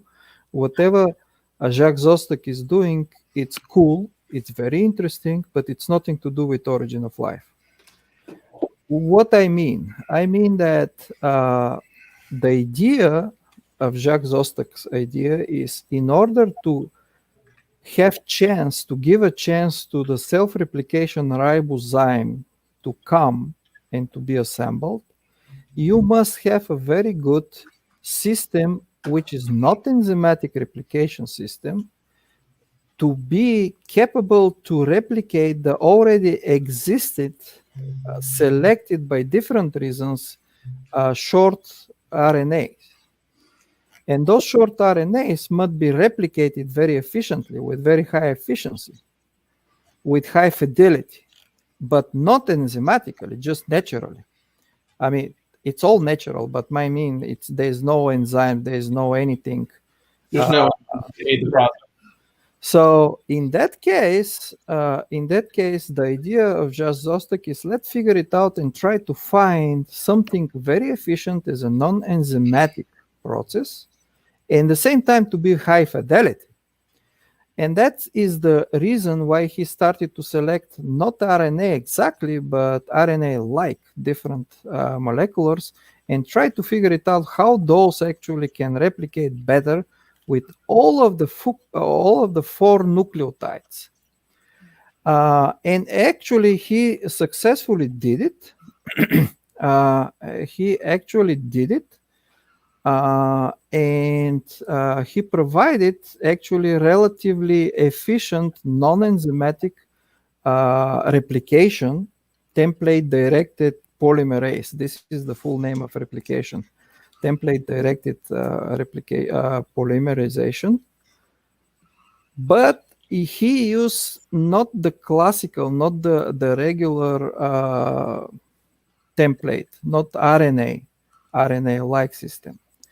The problem in this system, I can see, it's again, if you have a very good selection for good replication, so easy replicated system, how you can justify the need for going back to RNA?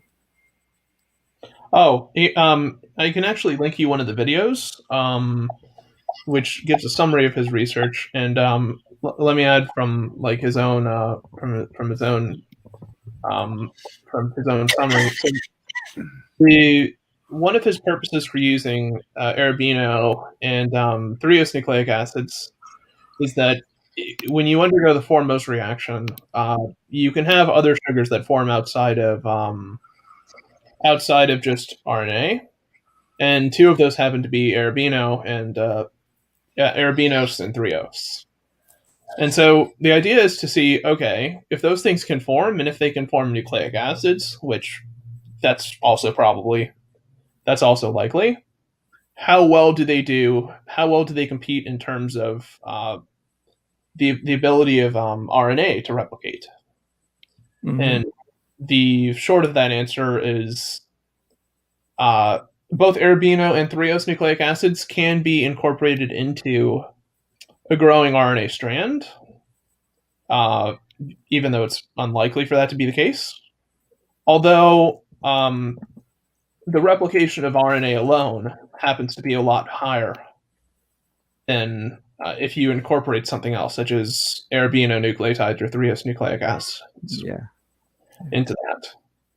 So his method essentially seems to be a way of trying to entertain the idea of, if there are other chemical systems that form, which certainly they will, they're going to form as the result of the chemistry that dictates them.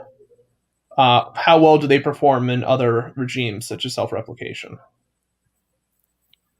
Yeah, because the goal here, and in the mind of Harvard origin of life research, is that you have as a background RNA world, and everything that was done as experiments in this direction is made in a way to somehow come to the self-replication system in one way or another way.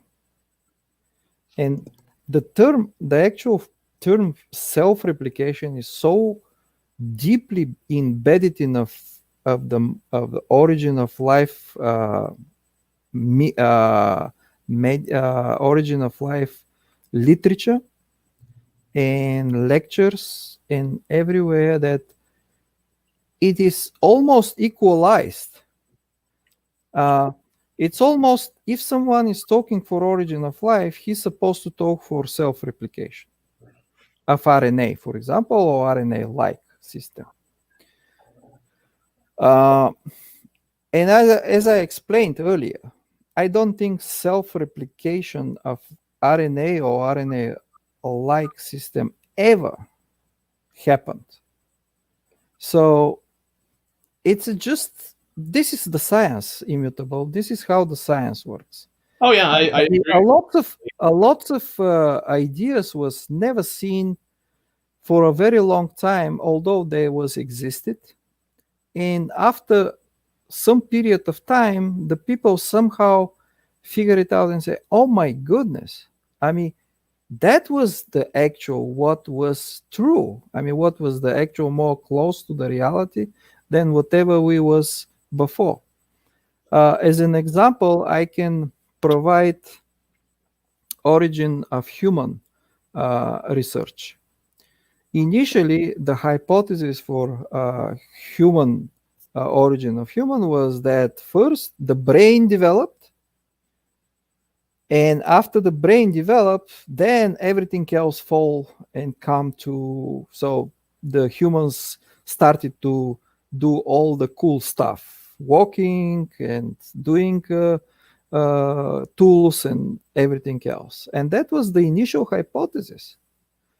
And everybody was so much believed in this hypothesis that even they didn't want to see anything else. And experiments, meaning digging and finding fossils everywhere, didn't show that. It showed that, and finally, it shows that what came first was just upside walking, not the brain. The brain developed later. So you see, this is the nature of science. At the moment, for origin of life research, there is a of course, Otangelo would say that that proves Darwinism is wrong because they changed their mind. yeah, they changed their mind. Of course.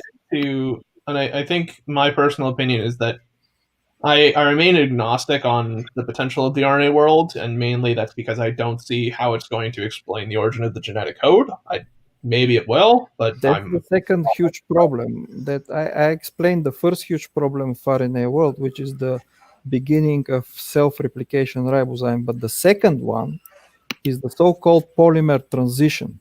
The polymer transition means going from RNA-only entity to RNA peptide or RNA protein world. And this is polymer transition. You need to explain how it happened if you have all very well established system of RNA. So right. sorry that I disrupt you a little bit. Yeah, I personally think RNA research, RNA world research, let it continue as it is, but I do think it'll be interesting to see what other other alternative theories can produce, and to see if once these theories have reached maturity. I suspect this is a very small. I suspect that RNA is a very small part of the story. Like it's mainly proposed as a solution to the whole chicken and egg problem of which came first, DNA or protein, and also there's also the ribosome that really screams RNA world. I suspect that certain processes that are occurring that are proposed in the RNA world, that certain processes are likely to survive in certain environments. Mm-hmm. Although I doubt that all the processes that RNA world currently accounts for can occur within one environment. And so for me, that kind of seems to necessitate the existence of an RNA peptide world or something similar to it.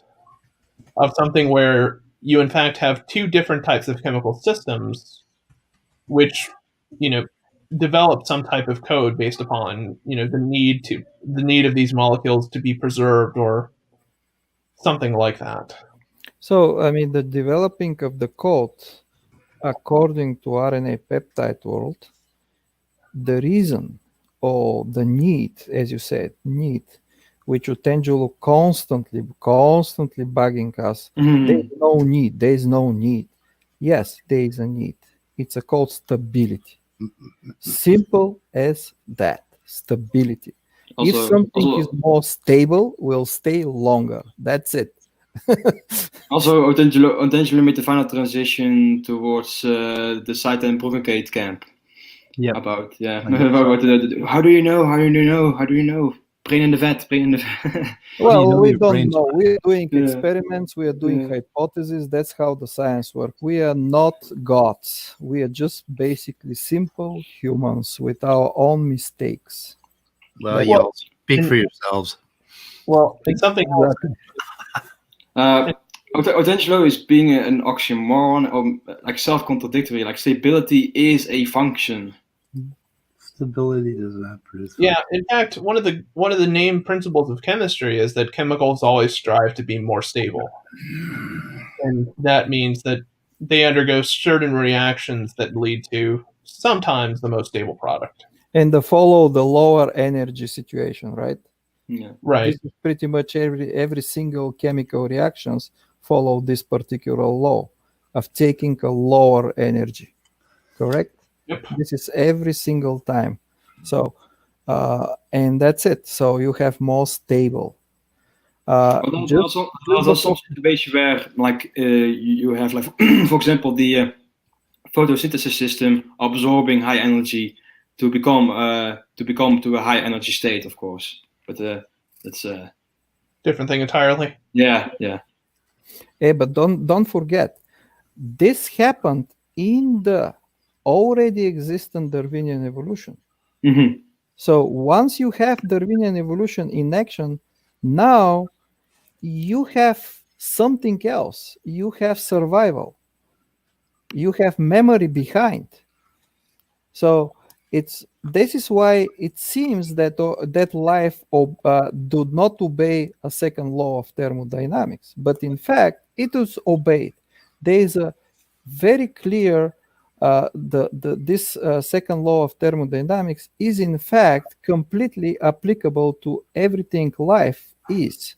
However, because of the information dependent selections, actually, in fact, it just overcome it. As a simple example, for example, the repair, DNA repair enzymes are what? This is enzymes that repair DNA and works against the degradation of DNA. So here we go. You have information-based system, you have survival, and you have second law completely valid because this DNA is degraded. So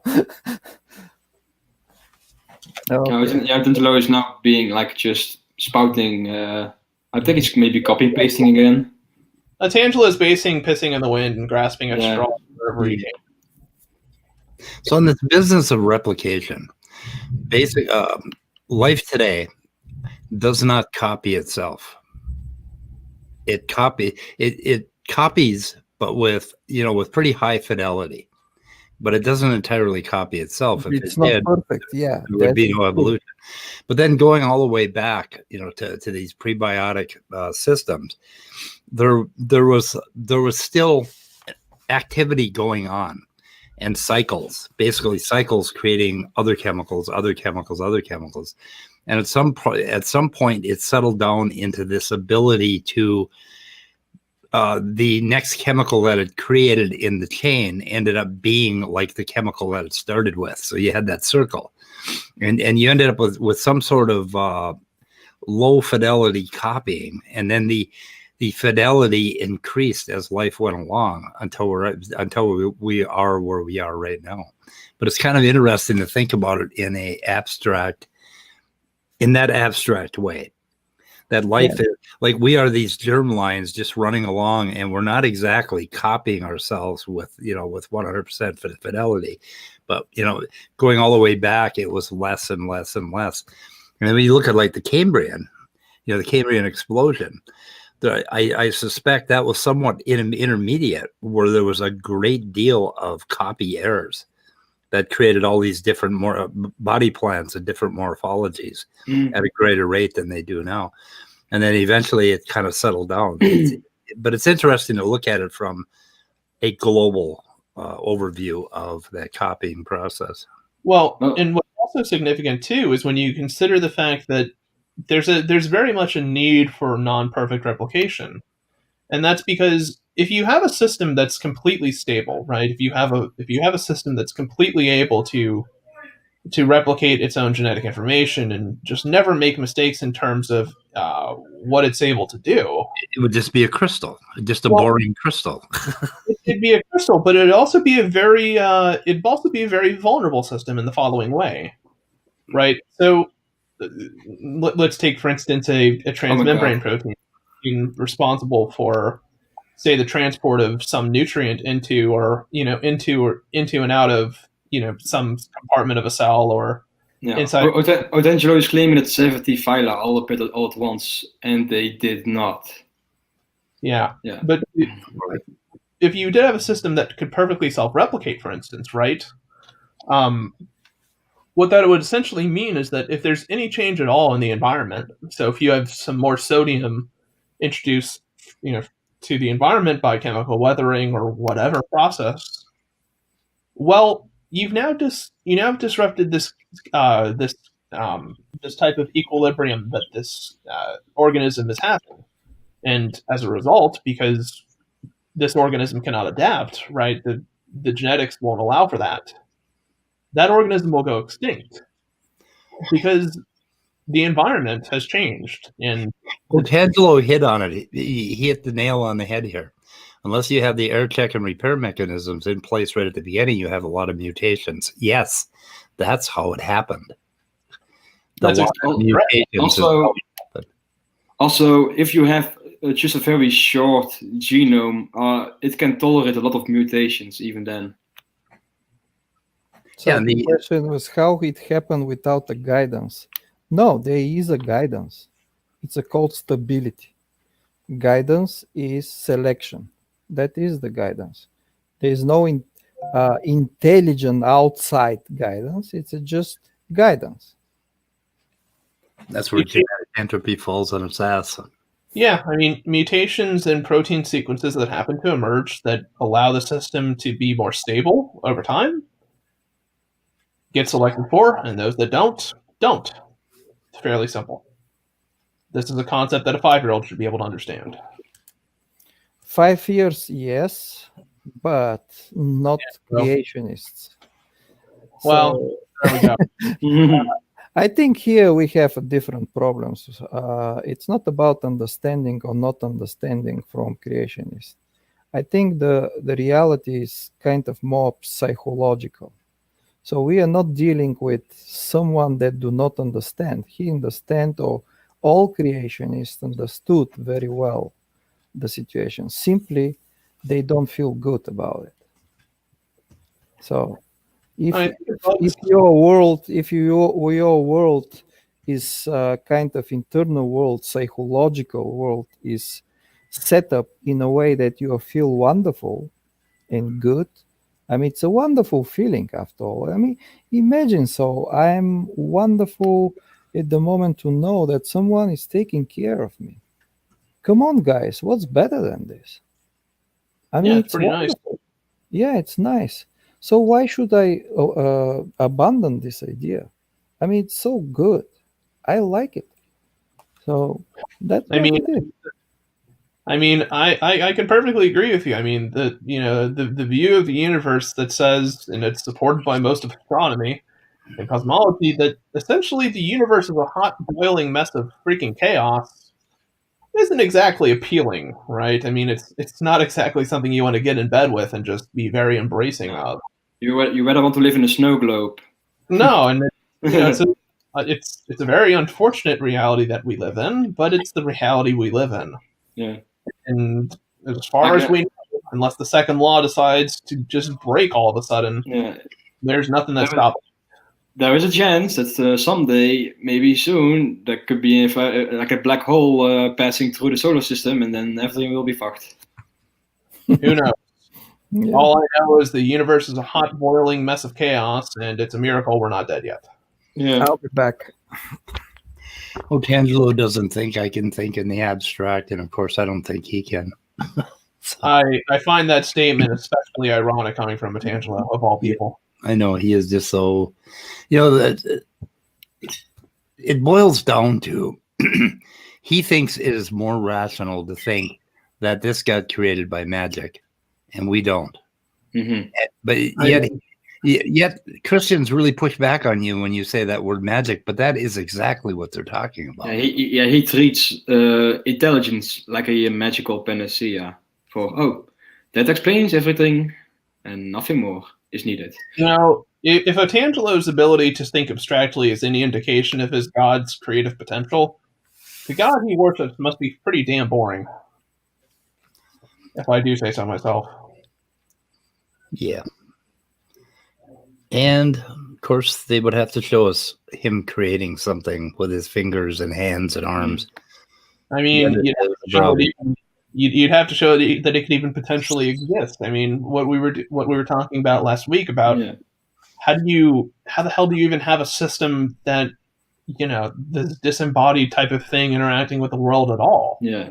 Like, how He says this intelligence has the capabilities that he claims it does just because it does. Like he has no explanation for that at all. Like if he keeps pointing towards other intelligences creating machines, like human beings kind of machines, but from like extrapolating from that to like a disembodied mind somewhere else, like, you know, like there's a huge stretch of the argument from analogy. Like if I saw like a beaver, make a beaver dam made of wood, I cannot claim that there must be a super beaver when I see a dam made of rock, right? Yeah, I mean, yeah. He's calling ours an argument from incredulity. Yes, it is incredible to think that there's some big magic ape-like thing that uses tools and creates things that exists in the ultraverse somewhere. I mean, the true irony of his of his proposition, right, is when you trace it back, like what are we trying to do with abiogenesis or any of fields like of evolution or any field trying to explain the natural world? We're trying to use like the laws of physics and mathematics. And, things we know work right now. yeah, things we work right now to try and infer the past state of things that have existed. Yeah. And for some reason, when things get really complex and dynamical systems behave dynamically, now all of a sudden we're appealing to magic because dynamical systems are complicated. Okay, can you highlight the previous comment again, Speed? Because but when you actually examine what a tangible the other one, the double standard one.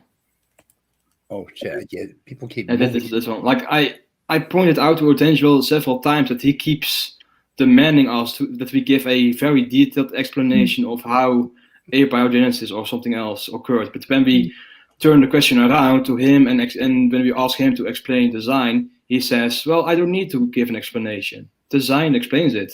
That's the double standard. You have the double standard, Otangelo, not us." Here's the ultimate irony of it, right? Is that the most complicated thing you could ever imagine, right, is a god.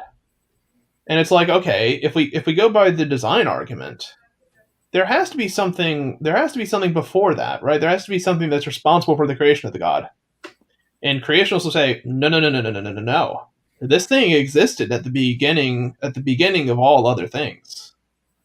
So wait, you want me to believe that this infinitely complex entity has no origin, just somehow happened to exist out of whatever the hell, and created things, and he's disembodied from the physical world? How? Like, how does any of this work? Okay, guys.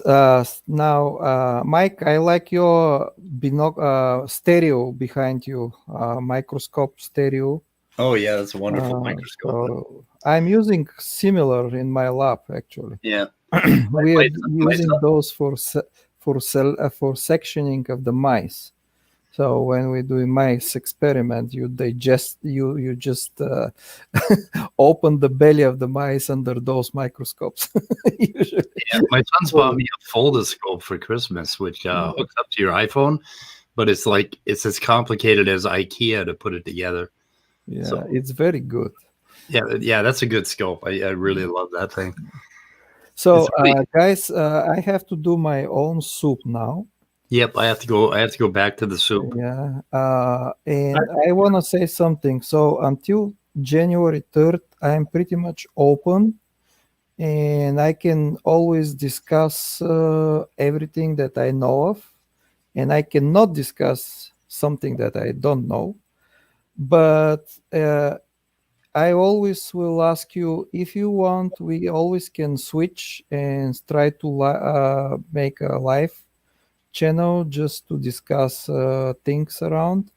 So so I'll be happy to participate and to help as much as possible. Yeah, we'll get together 2 every day for a while until life intervenes on me again. But and at least find some good topic to cover every day. So before life comes knocking at your door for the second time. Yeah. I have idea, Mike. I have super idea. Every year, just before end of the year, you can do a super life channel, meaning you can start somewhere at the, for example, 10 o'clock and finish at the night around 12 o'clock. Oh, kind of like constantly live, and the people will come and go, Right, yeah. You Okay, can we make can a do that. super live chat. Yeah. Just once per year. What about that? Oh, that sounds cool. We might do that.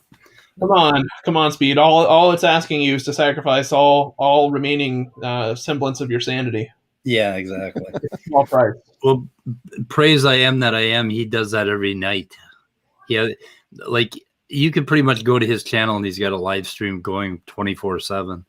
I mean, he does end it and then start a new one, but I'm sorry, it's not in my nature to like one up people, but Dmiter, I think he could actually become the next John Maddox. He could complain that he apparently isn't getting in enough hours at work and create a GoFundMe to GoFundMe to try and debate people, while also claiming that he has enough money to ship people out to Nashville, Tennessee, and pay for people to like reside in an apartment for like 2 to 3 days, while he somehow manages to schedule a debate in front of some board of academics in a random university in Nashville, Tennessee.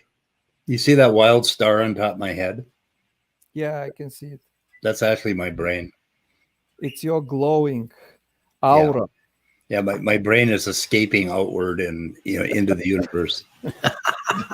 Okay. Okay, guys. Bye, guys. Okay, goodbye. All right. See ya. Bye-bye. So later on I cannot switch on, but tomorrow maybe. Okay, I got to rest up before our 7 o'clock. So Okay. Immutable, you where the hell did Immutable go? I think he left. Just Okay. Okay, yeah. And I also need to go. It's past midnight here, so I also need to go. We all go, and we'll see you, Dmiter. We'll see you, Nestle, and we'll see you, wider world out there. Otangelo and Ian and everybody. Okay, bye. Okay, good night. I'm going to end.